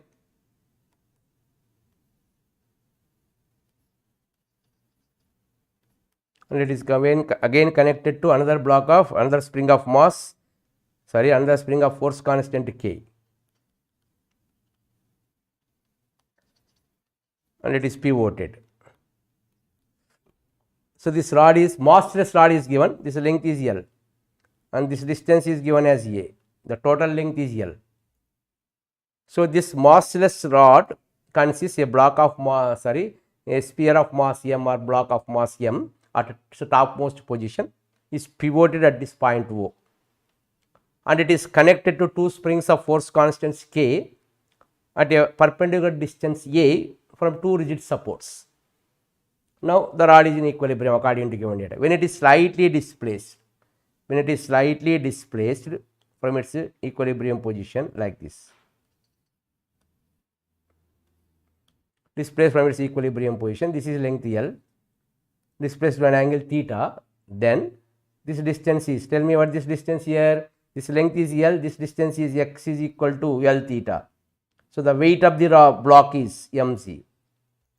So, weight of the block acts vertically downwards and it was deviated away through a distance x that equal to L theta.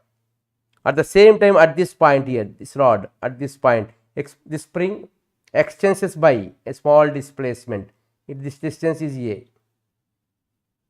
So, this spring extends by small displacement, it is A into theta. At the same time here, the restoring force developed in the spring is K into, here it is x1. On the other side also, here it is restoring force is K into x1. So, when this spring is slightly displaced towards right side, the restoring force is towards left side kx1. When the second spring is right side spring is compressed slightly, so restoring force is towards left side. So, both kx1 and kx2 acts towards left side at a perpendicular distance A, from point of pivot. So, here how many torques are there? The torque due to this restoring force kx1 tries to move the rod towards initial position. The torque due to weight connected to the topmost end of the rod tries to rotate the rod in clockwise direction. So, clockwise torque is equal to anti-clockwise net torque. Net torque is equal to clockwise minus anti-clockwise torque. So, what is clockwise torque here? It is mg into L theta. Mg into perpendicular distance L theta minus anti-clockwise torque, it is K into x1 into theta, that equal to mgl minus K into what is x1? A theta. So, A theta into theta, it is x equal to here A theta into perpendicular distance A, K A square theta. K A square theta is the net torque. So, but here according to given data, this net torque is equal to moment of inertia, it is I alpha, but according to what the conditions, see the data, it becomes unstable. So, net torque is less than 0. So, mgl minus Ka square is less than 0. Then from this mg approximate we considered mgl is approximately, here it is, what the equation here, it is Ka square.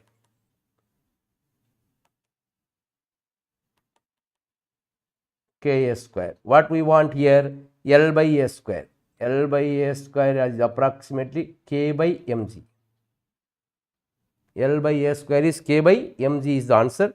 Here one more, once again, here it is. So Ka square is there, into 2 is there here. Ka square plus Ka square into 2. It is 2. It is 2. It is 2 Ka square. It is 2 Ka square, 2K. So answer is L by A square equal to 2K by mg. So once again, what I calculated, when it is slightly displaced from its mean position, then the torque due to weight. The torque due to weight is mg. Mg into this perpendicular distance is L theta. Is the torque in clockwise direction tries to deviate the rod from its mean position. At the same time, torque due to the restoring forces kx1 towards left side. So this tries to bring back the rod to its initial position. So for rod to be in equilibrium, these two are not equal. So any one of this one may be more than the other one. So due to that, I consider whether it may be less than or more than this one. So mgl minus 2Ka square is, let's suppose, less than 1 approximately. For L by A square value you have to consider. Therefore approximately I consider mgl is equal to approximately 2Ka square. So L by A square is 2K by mg. So here for the system to be in unstable condition, here L by A square may be equal to or approximately equal to 2K by mg is the answer for question number 20. So already I told in the previous problem, when the system is in equilibrium, for calculation of time period, compulsory you have to consider, first you have to identify what type of oscillation it is. When it is angular oscillation, then you have to consider restoring torque. When it is linear oscillation, you have to consider restoring force. Here this mass is under angular simple harmonic motion. So I considered torque due to weight and torque due to restoring forces. At the same time, you have to identify what type of forces are acting in the system. Force multiplied by perpendicular distance. So with respect to the point of application of the force, here from point O, here you have to consider the perpendicular distance. I consider with respect to this point of pivot, for spring perpendicular distance is A, for block of mass M perpendicular distance is L. So L into theta is the displacement in case of weight, perpendicular distance in case of weight, and Kx into A is the perpendicular distance, Kx into A is the torque for one spring, and torque for other spring is Kx into A, that is 2Kx into A. In place of x, it is replaced by A theta. So Ka square theta is the torque due to spring force. mg into perpendicular distance, here it is L into theta is the torque due to weight of the block M, weight of the block of mass M. Okay, so I calculated net torque, but that net torque is not equal to 0 because system is to be in unstable equilibrium. So due to that, I considered here whether it may be less than or equal to 0. From that we get L by A square equal to 2K by mg. L by A square equal to 2K by mg is the answer for question number 20. Right. Next question.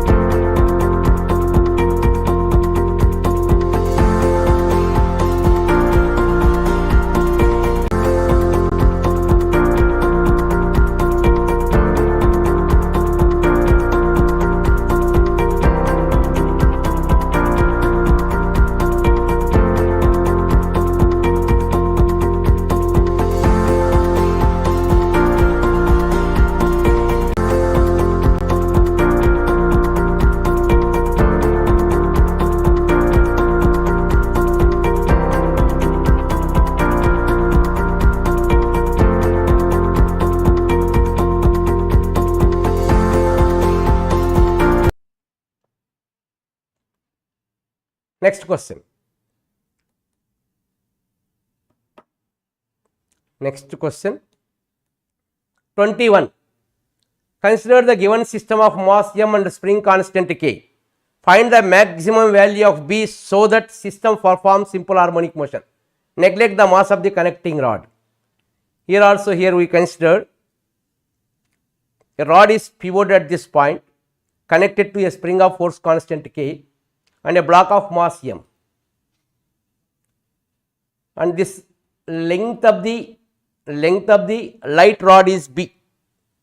So with respect to point of pivot here, the spring is connected at a perpendicular distance A and m is attached at a perpendicular distance capital L. Now what we want? Find the maximum value of B so that system performs simple harmonic motion. So indirectly here the system consists spring, rod and mass, but here it is, see the data here, neglect the mass of the connecting rod is. So only for this horizontal and vertical rod there is no mass, light rod it is, and to this rod at topmost position some block is connected, block of mass m is connected, that is small sphere is connected to at the topmost end of the this horizontal and vertical rod connected to point of pivot O. When it is slightly displaced, then this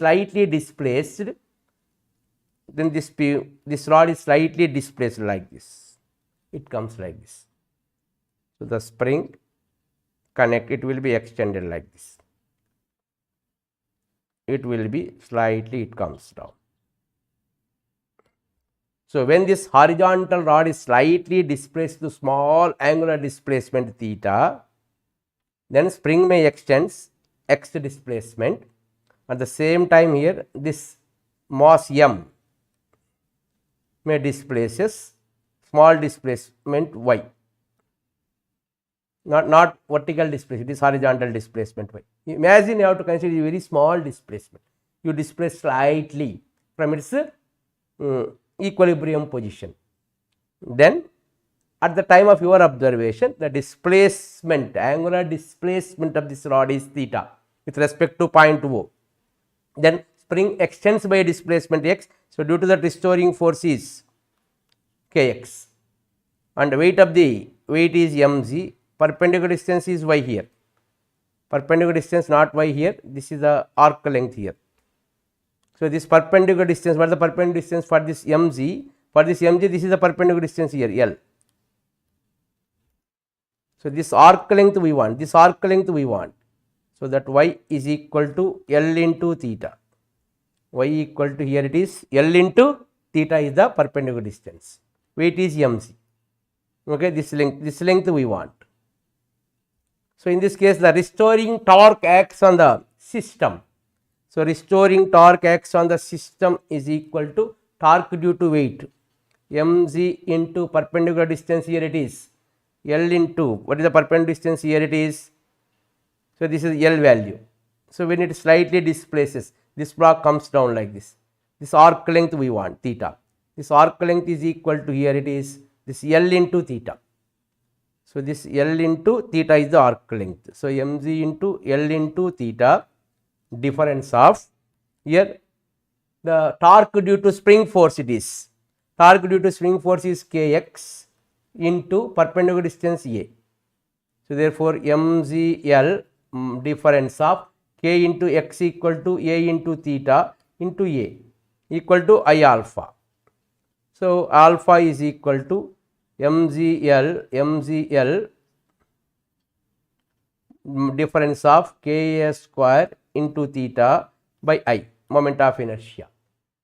So it is equal to minus of this one, restoring torque it is. So therefore it is mgl minus Ka square by moment of inertia is only for moment of inertia of this one is for m mass which oscillates about point O. So its moment of inertia is m is at a perpendicular distance L.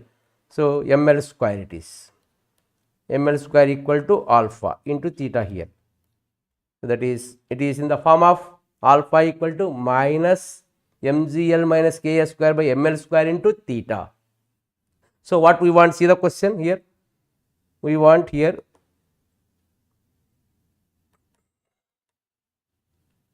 Find the maximum value of B so that system performs simple harmonic motion. And in this case here, so it is to be equated with greater than, because if torque is more than 0, then only it undergoes angular simple harmonic motion with the angular acceleration alpha.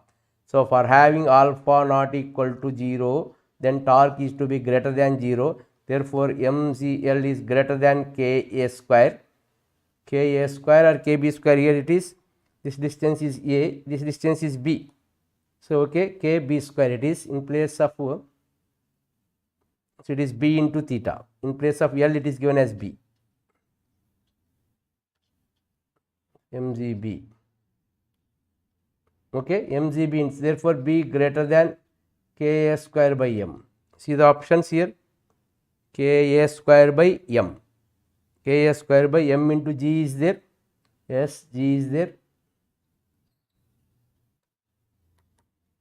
Ka square by M into G is the answer. So, in this case here, what is the perpendicular distance here? This distance is given as B. So, this distance is B, L is given as B, I consider it as L, okay, B theta. It is B theta, okay. So, from this, the net torque acts on the system. Net torque acts on the system is, here it is, mg into B theta, difference of Kx into A. In place of x, I write A into theta into perpendicular distance A. In place of mg into, in place of, here it is, this is the arc length of the angular displacement of the horizontal rod during its slight deviation from its mean position, that is B theta, where B is given the data instead of L, okay. Vertical displacement, vertical length is given B. So, here B theta. So, mgb minus Ka square into theta is common factor divided by moment of inertia. So, here what we want here for having, see the data, find the maximum value of B so that system performs simple harmonic motion. For performing of simple harmonic motion, there must be angular acceleration. Then only we can compare it with standard form alpha equal to minus omega square theta. So, for alpha not equal to 0, torque must be greater than 0. So, torque must be greater than 0 means mgb greater than Ka square. Therefore, B greater than Ka square by mg. So, minimum value it is B equal to Ka square by mg is the minimum value of B, so that here this rod performs simple harmonic motion according to given data. So, answer is Ka square by mg is the answer for question number 21. Question number 22. A uniform rod of length L, mass capital M is pivoted at the center. Its two ends are attached to two springs of equal spring constant K. If the rod is gently pushed through a small angle theta in one direction released, the frequency of the oscillation, so two springs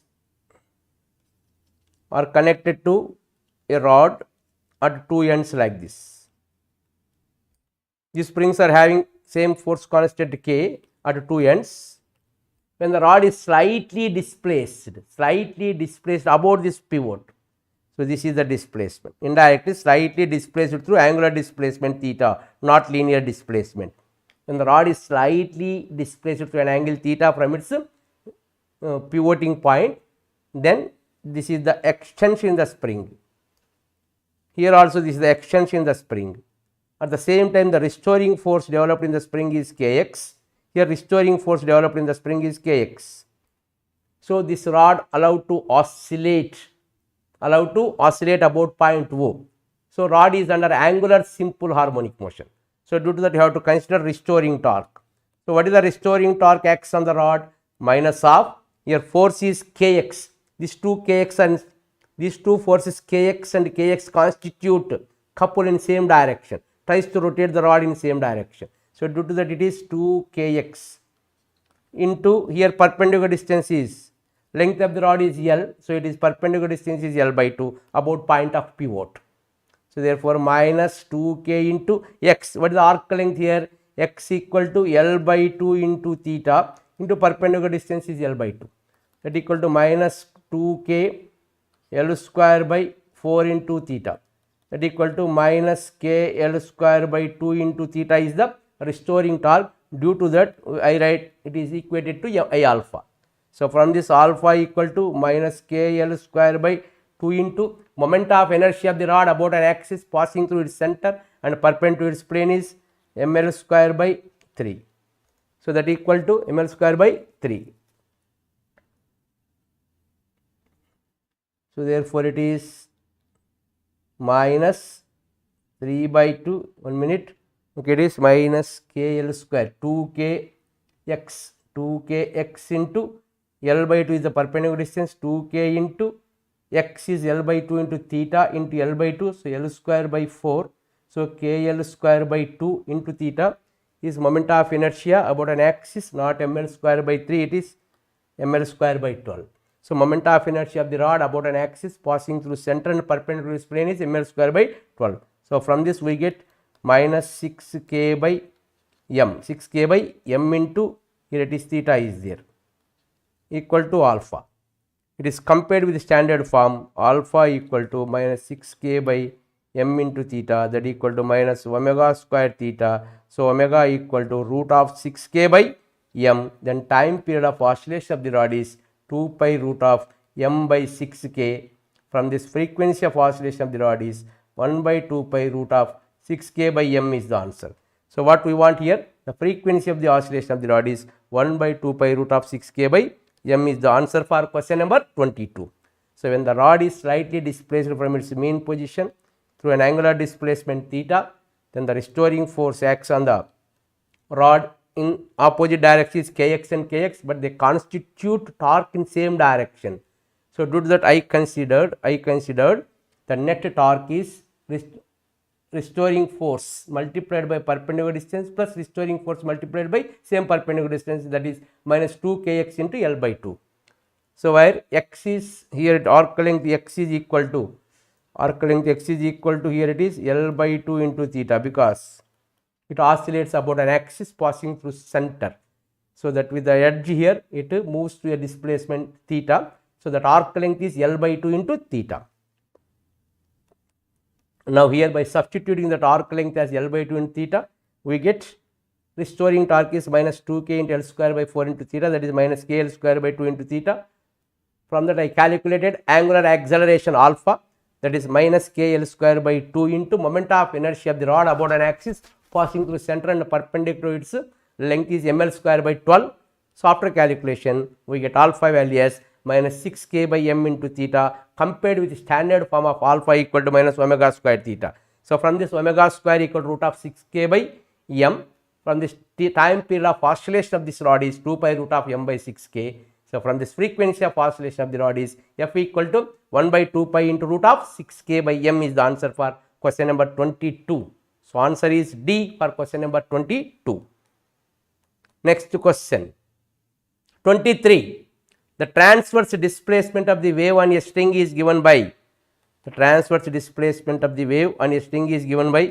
of xt is equal to e to the power minus of ax square plus bt square plus 2 into root of ab into t, 2 into root of ab into xt. Now, it is a representation of the displacement of the transverse wave in a string. Now, the wave moves along x direction, wave moves along minus x direction, standing wave has frequency, standing wave has frequency. So, we have to identify the speed of the wave or frequency of the wave. So, what is the speed of the wave here? So, if any wave is set up in a string and its transverse displacement is represented as y equal to f of x plus or minus vt.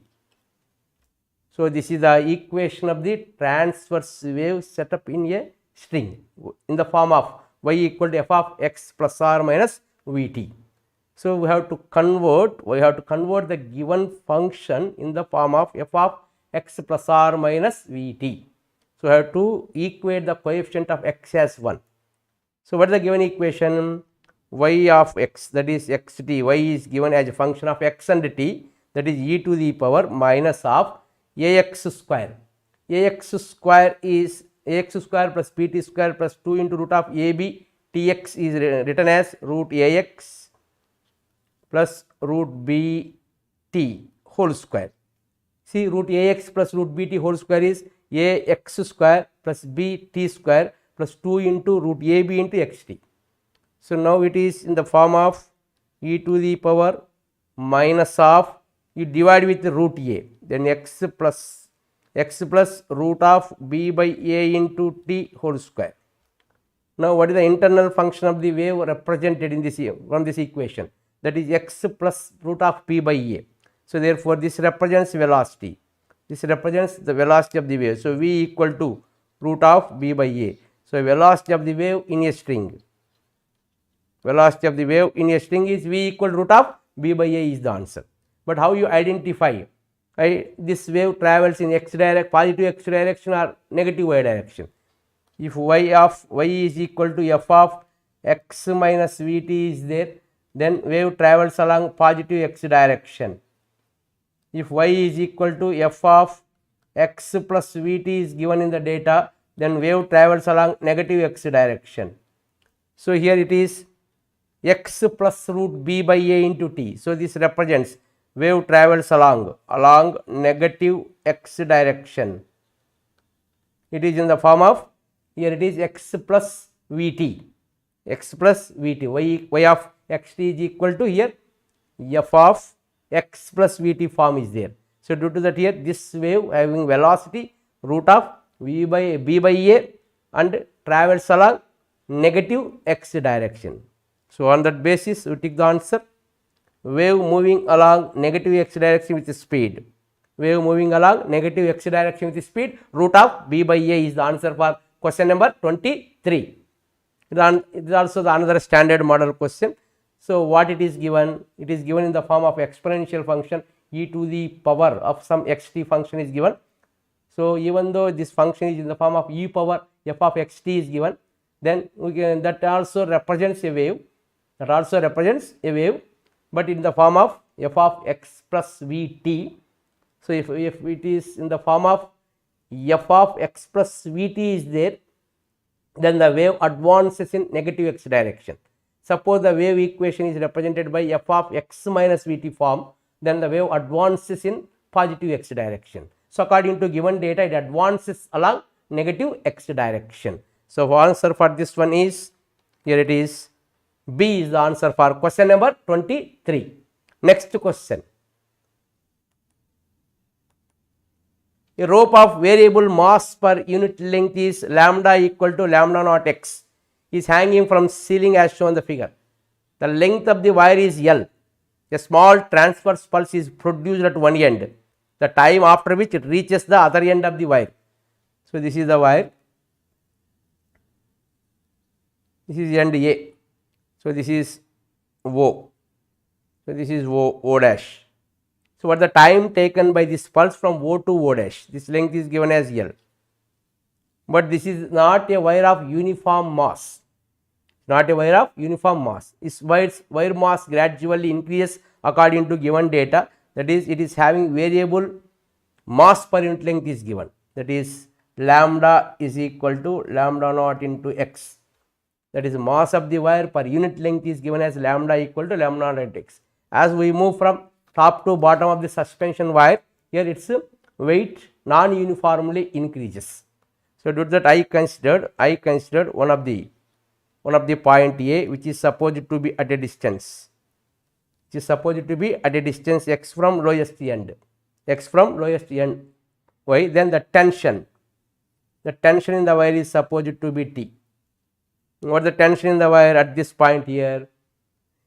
So tension in the wire is, suppose here I consider one of the elemental strip dt. What is elemental strip dt? That equal to mu dm into g. So tension due to this elemental strip of mass dm, which is supposed to be at a distance x from lower end. So this is the elemental strip of mass dm having length dx. So therefore dm is mass per unit length is lambda into dx into g. So what is lambda here? Lambda is equal to lambda naught into x into dx into g is equal to dt. So, what is the tension? What is the tension at a point A? So, tension at point A can be obtained by integrating lambda naught into x into dx into g within the limits. Within the limits here 0 to x. That is tension at point A in the string A equal to lambda naught into g into for x integration x square by 2. So, I consider one of the elemental strip of length dx at a distance x from lower end of the wire, then tension in the wire at a distance x from lower end is TA. I consider for this elemental strip tension due to this elemental weight as dt equal to dm into g. In place of dm, I consider lambda into dx is the mass of that elemental strip into g. Therefore, dt equal to, in place of lambda, I write lambda naught into x into dx into g. So, tension at point A in the string from lower end, which is at a distance x, is lambda naught g into x square by 2. So, that is tension. So, what we want here, this tension, from this tension we calculated the velocity of the wave at this point. Velocity of the wave at this point equal to root of Ta by mu. Root of Ta by mu. So, therefore, velocity at point A equal to root of Ta by mu. So, root of Ta, what is Ta? Lambda naught g into x square by 2 into mu is lambda naught into x it is. So, lambda naught gets cancelled. Velocity of the pulse at point which is at a distance x from lower end is root of gx by 2. So, what we want, time taken by this pulse from reaches the topmost point, that is point of suspension from lowermost position. So, here we can be again written as dx by dt is equal to root of g by 2 into root x. You consider x terms under one side, to dx by root of x is equal to root of g by 2 into dt. By integrating on both sides, integral of dx by root x equal to root of g by 2 into integral of dt. Here limits of integration is 0 to L, the limits of integration is 0 to t. So, for 1 by root x, it is 1 by root x, 1 by root x is 1 by 2 root x within the limit 0 to L is equal to root of g by 2 into t. So, 1 by 2 root L is equal to root of g by 2 into t. So, t equal to here it is root of 2 by g into 1 by L into 1 by 2, that equal to, here it is 1 by 2 root x, 1 by 2 root L equal to root of g by 2. So, that is 2 by root of Lg. So, that equal to t equal to root of, here it is 4 is there. See once again the calculation, here it is. So, not 1 by 2 root x, it is 2 root x. 1 by root x integration is 2 root x.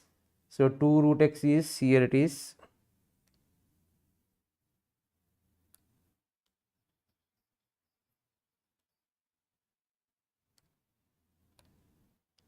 So, t is equal to 2 by g under root into 2 root L, that equal to root of 8 L by g is the time taken. So, for the integration of 1 by root x, 2 root x within the limits 0 to L. So, by substituting the upper limit as L, 2 root L equal to root of g by 2 into t. So, from this t equal to here root of 2 by g into 2L, 2 into root L. So, when 2 is sent under root, we get 4, 4 into 2, 8 into L by g. So, time taken by this pulse to reach the topmost position of the suspension wire is, your answer root of 8 L by g is the answer for question number 24. It is another standard model question. If this equation is not given, it is easy. If this equation is given, you have to follow the procedure like this. You have to consider one arbitrary point A, which is supposed to be at a distance x from lower end. At that point, you have to calculate tension by considering the elemental strip of mass dm at a distance x and having this length or thickness dx. on that basis I calculated tension at a point A, which is at a distance x from lower end. When you know tension at that point, velocity can be calculated as root of tension at point A by mass per unit length. So, from this I calculated velocity at a distance x from lower end as root of gx by 2. Now, what we want, the time taken by this pulse to reach the topmost point from this lower end of the suspended wire is can be obtained by considering V as dx by dt equal to root of g by 2 into root x. By sending x terms towards one side and t terms towards other side, then the integral of 1 by root x dx is 2 root x within the limit 0 to L, and for integration of dt it is t. So, from this t equal to root of 8 L by g is the time taken by this pulse to reach the suspension. So, time after which it which will reach the other end of the wire will be when pulse is generated at this point, after what time it will reaches the other end of the wire is root of 8 L by g. If this equation is given, this is the calculation. Okay, like that you have to follow the procedure. So, this is the most important problem you have to consider. Okay, right. Next question. Question number 25. The stationary observer receives sonic oscillations from two tuning forks, one which approaches, other recedes with the same speed. So, two tuning forks, one approaches the observer, other recedes from observer, okay, with same speed. So, that is velocity of the source Vs. Observer is at rest. Now, at this takes place, the observer hears beat frequency 2 hertz. So, for this approaching tuning fork, let the frequency heard by this observer is suppose f1. For receding tuning fork, the frequency heard by the observer is f2. We know the equations for f1 and f2. Now, what we want? Find the speed of the each tuning fork if their oscillation frequency is 680 hertz. So, natural frequency of the each tuning fork is 680. F0 is 680. So, from this what we have to calculate here? The speed of the each tuning fork, that is velocity of the source of sound that we have to calculate. So, when this first tuning fork approaches towards the observer, the apparent frequency heard by this one is f0 into observer is at rest V by V minus Vs. The apparent frequency heard by the observer from the tuning fork which recedes from the observer is f0 into V by V plus Vs. Difference of these two frequencies will be the beat frequency. So, f1 is more than f2. So, f1 minus f2 is equal to 2. So, f0 into V by V minus Vs minus of f0 into V by V plus Vs. That is equal to 2. So, from this here f0 into V square plus f0 into V into Vs minus f0 into V square minus f0 into V into Vs by V square minus Vs square equal to 2. But Vs is less than V. So, Vs square is neglected when compared to V square. So, due to that here f0 into V square gets cancelled. We get 2 f0 into V into Vs by V square is equal to 2. 1V gets cancelled. 1V gets cancelled. Therefore, 2 into f0 into Vs is equal to 2V. Okay. So, 2 gets cancelled. What we want? Vs is equal to V by Vs equal to V by f0. So, what is the V value is given? V value is given as 340. This one is 680. 340 by this natural frequency of this each tuning fork is 680, that equal to 1 by 2 meter per second, that equal to 0.5 meter per second is the velocity of the each tuning fork, or speed of the each tuning fork is 0.5 meter per second is the answer for this one. 0.5 meter per second. This is also another standard model question. See here, by neglecting this term Vs square in the denominator, then only you can get the approximate answer as 0.5 meter per second. So if square velocity of the square of the source is given in any problem, when you during your calculation you have to neglect that Vs square from either subtraction or addition, but not in the product. Okay, so you have to neglect that Vs square value from V square, that is from either from addition or from subtraction, but not in product. So on that basis, here I calculated velocity of the source of each source of sound is nothing but speed of the each tuning fork is 0.5 meter per second. So it is all of you know the basic formulas, but here this calculation plays vital role in finding the answer. Okay, so answer for this question is 0.5 meter per second. Next question. If L1 and L2 are the lengths of the air columns of first and second resonance, when tuning fork of frequency n is sounded on resonance tube, the end correction of the tube is. So for first resonating column, here lambda by 4 equal to L plus E. For second resonating column, it is lambda by 2 equal to here it is L plus 2E. First and for same tuning fork, so it is, so lambda by 4 is equal to here it is L1 plus E. For second resonating column, it is L2 plus E. Now here you have to eliminate E value. What we have to eliminate E value, or what we want? End correction value you have to calculate, right? So from this lambda equal to 4L1 plus 4E, here lambda is equal to 2L2 plus 2E. By equating these two, we get 4L1 plus 4E is equal to 2L2 plus 2E.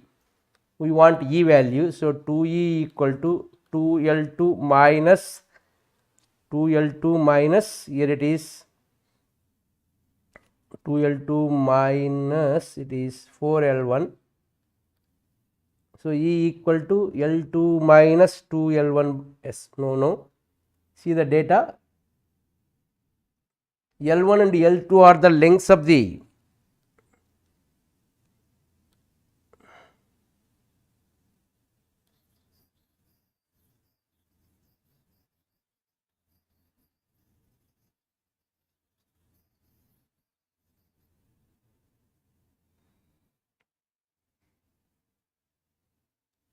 L1 and L2 are the lengths of the first and second resonance.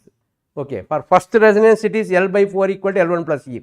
For second resonance it to be takes place at 3L by 3 lambda by 4 is equal to L2 plus E. That is the second resonating length is given. For second resonating length L2, here it is like this. So it is L by 4 lambda by 4 lambda by 2. This is the second resonating length. At second resonating length, here length of this one is 3 lambda by 4, but end correction also to be taken into consideration, that is L2 plus E. So here 3 into, in place of lambda by 4 I write L1 plus E is equal to L2 plus E. So 3L1 plus 3E is equal to L2 plus E. So from this what we want? E value. So E equal to L2 minus 3L1 by 2. We know the direct formula. For E, that is L2 minus 3L1 by 2. So this is the equation for end correction of the tube in resonance apparatus. Directly we can take the formula E equal to L2 minus 3L1 by 2. So for first resonating length L1, at that the only one node and antinode is formed. At second resonating length, here see here two nodes and two antinodes are formed. So for two antinodes the distance is 3 lambda by 4 equal to L2 plus E. So by equating these two, and for after calculation we get end correction as L2 minus 3L1 by 2. That is answer is L2 minus 3L1 by 2. Answer is C. For question number 26, answer is C. Question number 27. A wooden plank of mass m and area of cross section capital A is half immersed in a liquid 1 of density D and result half in a liquid 2 of density 2D as shown in the figure. The period of oscillation of the Planck, if it is slightly depressed down. So, here the block is given in the data which is at the half immersed in the liquids of densities d and 2D in equilibrium. When it is slightly depressed down through a small displacement y, then the buoyant force by this one, buoyant force by the lower liquid is in upward direction. When it moves down, the buoyant force, that thrust by the liquid on the block is in downward direction.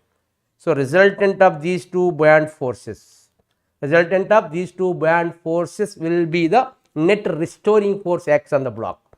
So, net restoring force acts on the block is equal to the difference of buoyant forces by lower liquid minus buoyant force by upper liquid.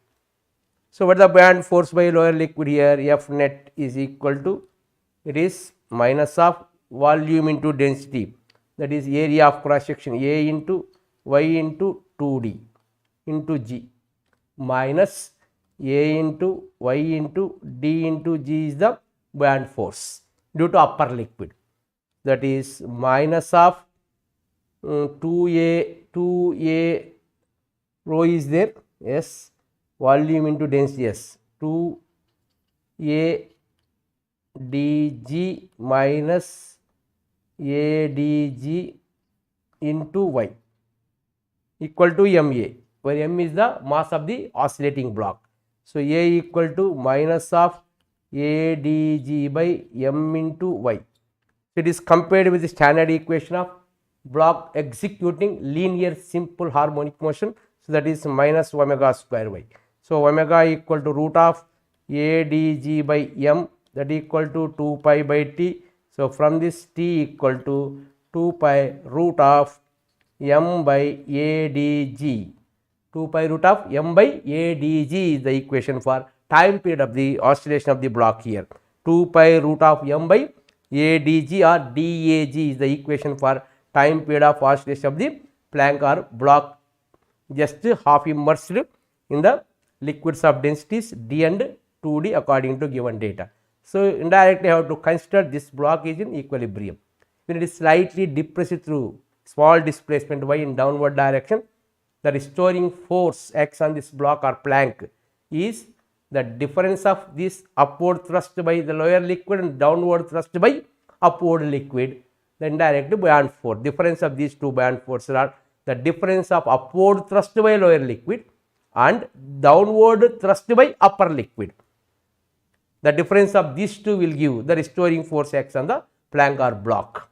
So, on that basis here I have written the equation for net force equated to ma, and it is compared with the standard equation A equal to minus omega square y. From that I calculated time period as t equal to 2 pi root of m by A dg.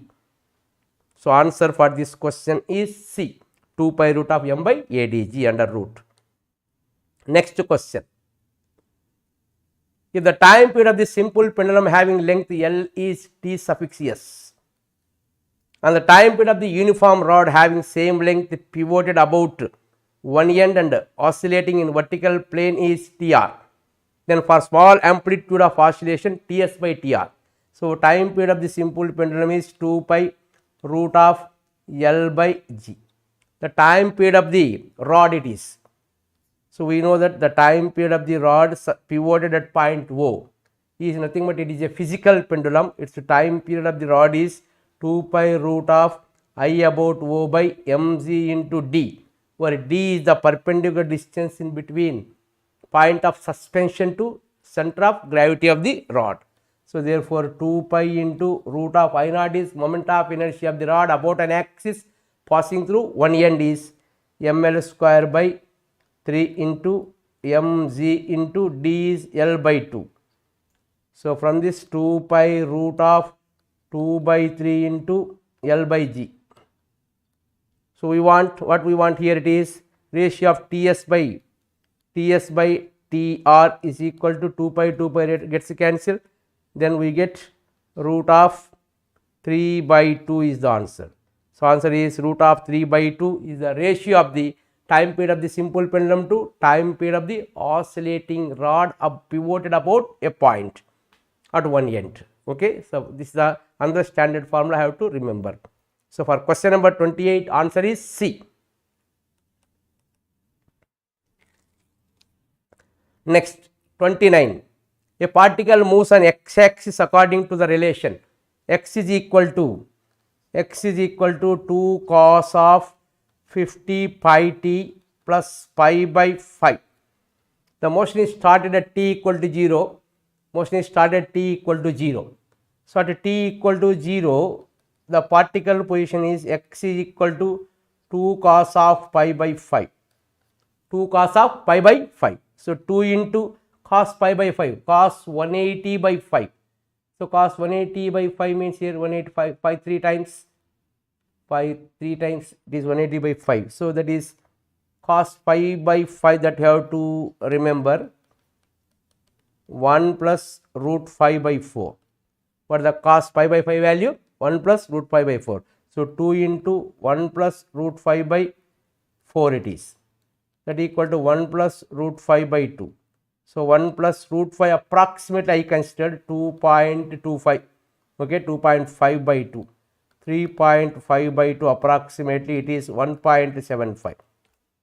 So here what is the amplitude of oscillation? 2. But the position of the particle is 1.75 initially. So that we have, that is given in the data. So this is the amplitude of oscillation is 2. This is the position of the particle 1.7, nearly extreme position 1.2 and 1.75, that is 1.8. 1.8 is approximately corrected to 2. Okay, 1.9, that is approximately corrected to 2 meters. So but here it is just less than, it is that a position less than the extreme position. Okay, it is 1.75. Now in which direction particle moves? Particle moves towards extreme position or moves towards mean position. So here we know x value. What is the velocity? V equal to 2 in minus of, for cos function it is minus sin theta. Therefore 2 into 50 pi into 2 into sin of this term pi. So that means here it is minus of 100 pi into sin of 50 pi t plus pi by 5. So velocity of the particle is negative. So this negative means it represents particle is moving towards here mean position. So here this velocity represents particle moves towards mean position.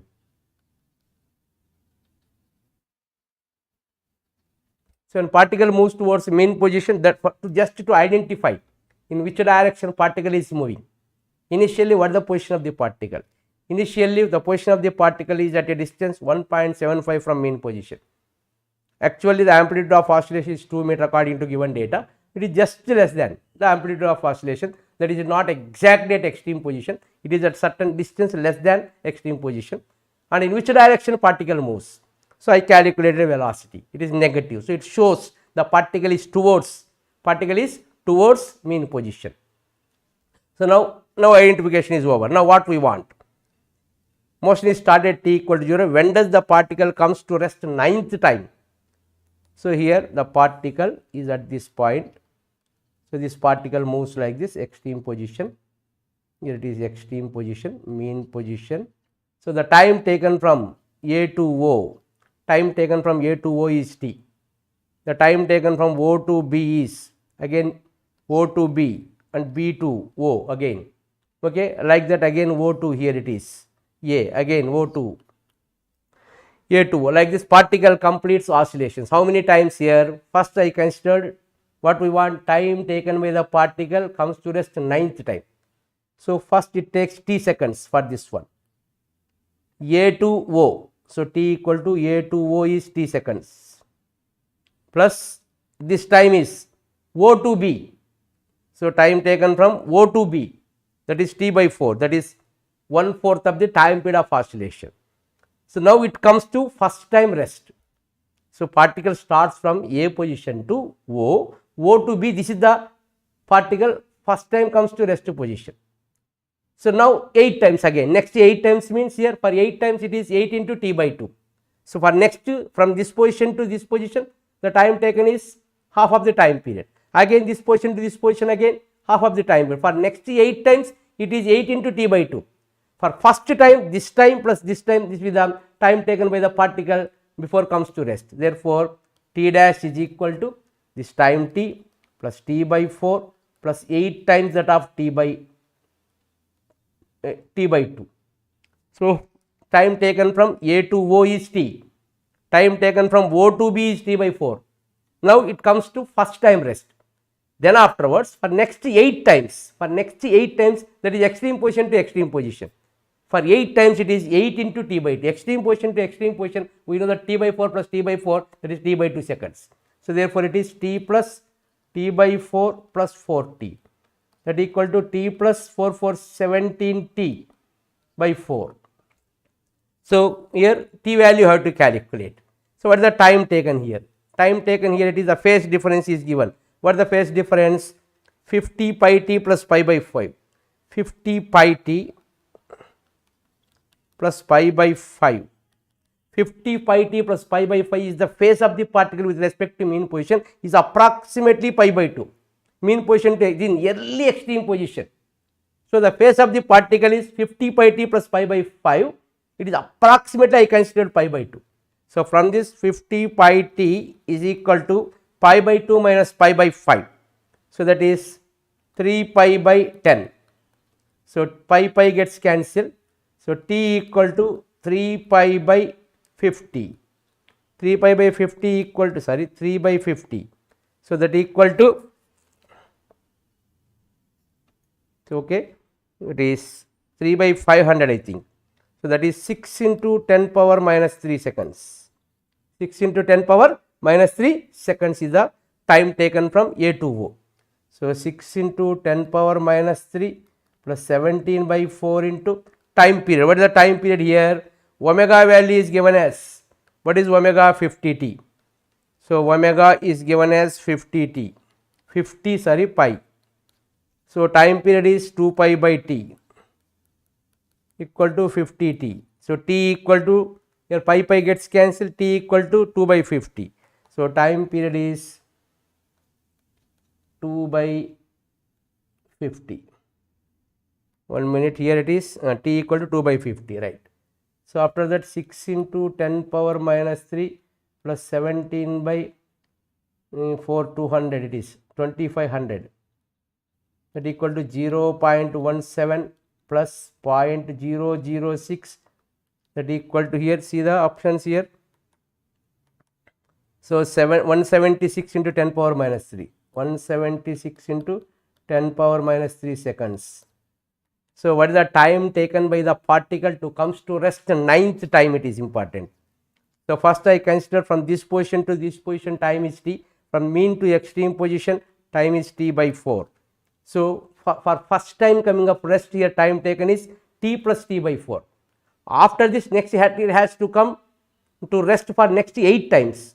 Therefore, for 8 times time taken is from extreme to extreme position, it is 8 into t by 2. So, therefore, total time taken by the particle from this position A to next 9th time comes to rest is t plus t by 4 plus 8 into t by 2. So, after calculation, we get 176 into 10 power minus 3 seconds is the answer for question number 29. So, answer is B. It is another standard and logic model question it is. Okay. Next question. A standing wave y equal to a sin 20 pi x by 3 and cos 1000 pi t is maintained in that string where y and x are represented in meters. The distance between the points oscillating with amplitude a by 2 crosses a node, here it is. A standing wave is formed like this. A standing wave is formed like this, that is represented as y equal to a sin 20 pi x by 3 cos 1000 pi t. So, it is the representation of the standing wave in a string. Now, the distance between the 2 points of oscillating with amplitude, suppose it is amplitude, this is a, this amplitude is a by 2, this point is also having amplitude a by 2. So, the distance between these 2 points here, this we want, x we want, the distance between 2 points oscillating with amplitude a by 2 across a node, it is node to node, in between the node, the distance between 2 points oscillating with amplitude, here it is a by 2 to a by 2. So, what is the basic equation of the standard wave? Y equal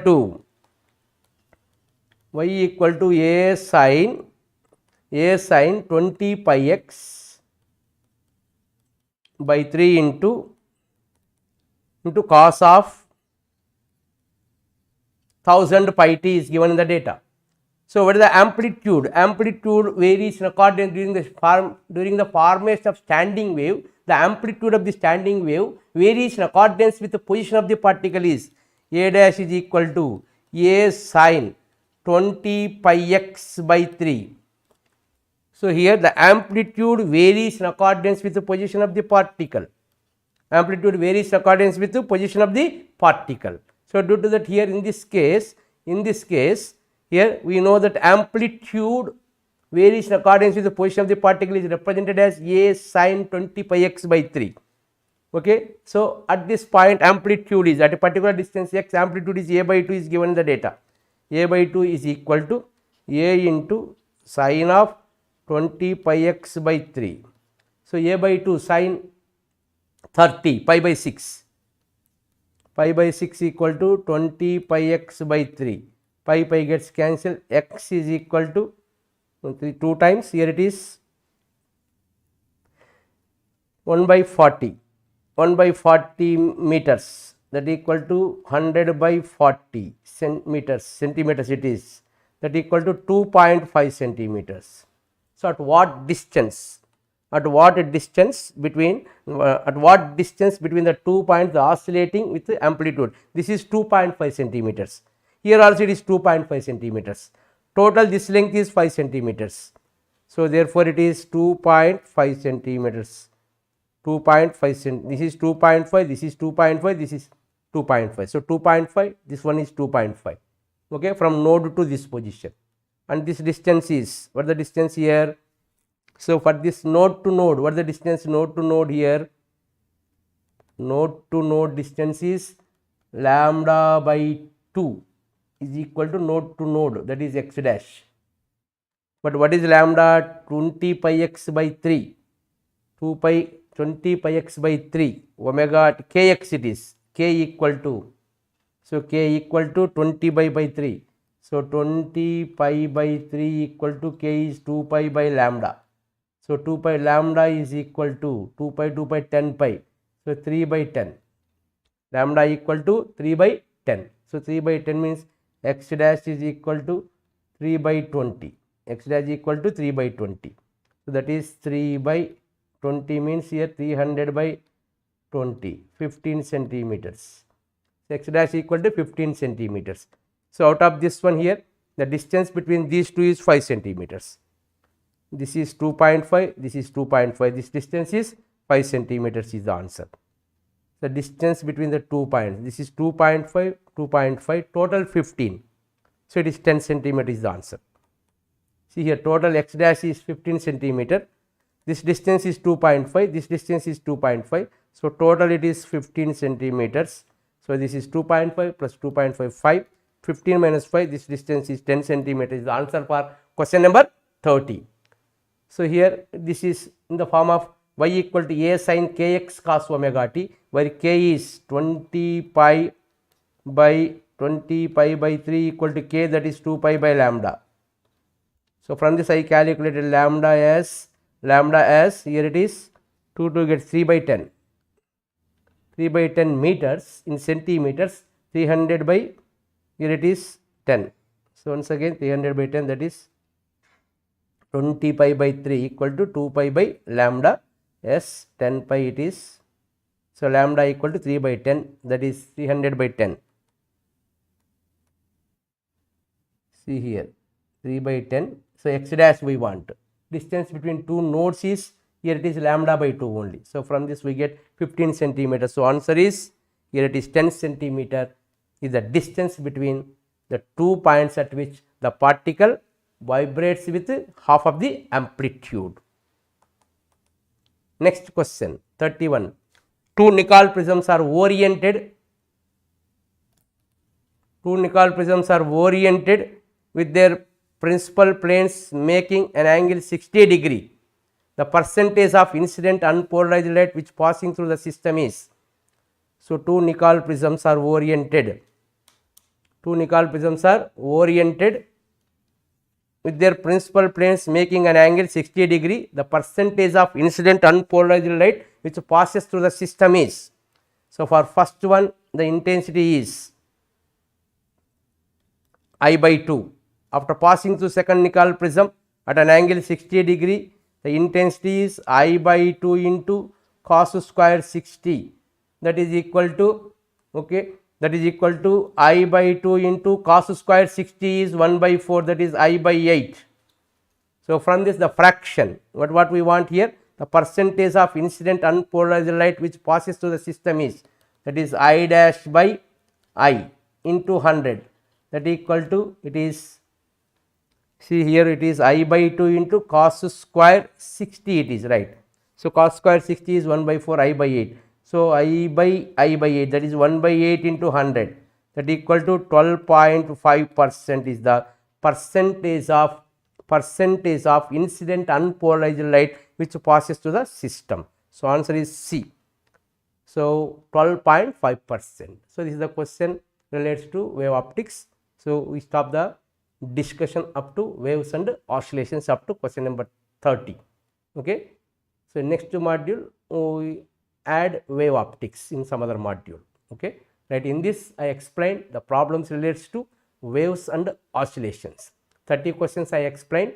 Out of these 30 questions, most of the problems are the standard model questions relates to JEE mains and JEE advanced level. So, you have to practice. Just by listening through you can understand only. Again you have to put all these ideas on paper, again you have to work out at least 1 to 2 times, then only you will have grip on these models just by focusing the central idea of these questions. So, that all the concepts of all these problems plays vital role in answering the questions in JEE mains and JEE advanced level examinations. Okay, thanks to you all. Subscribe this channel for next live class. Okay, right. Thank you all.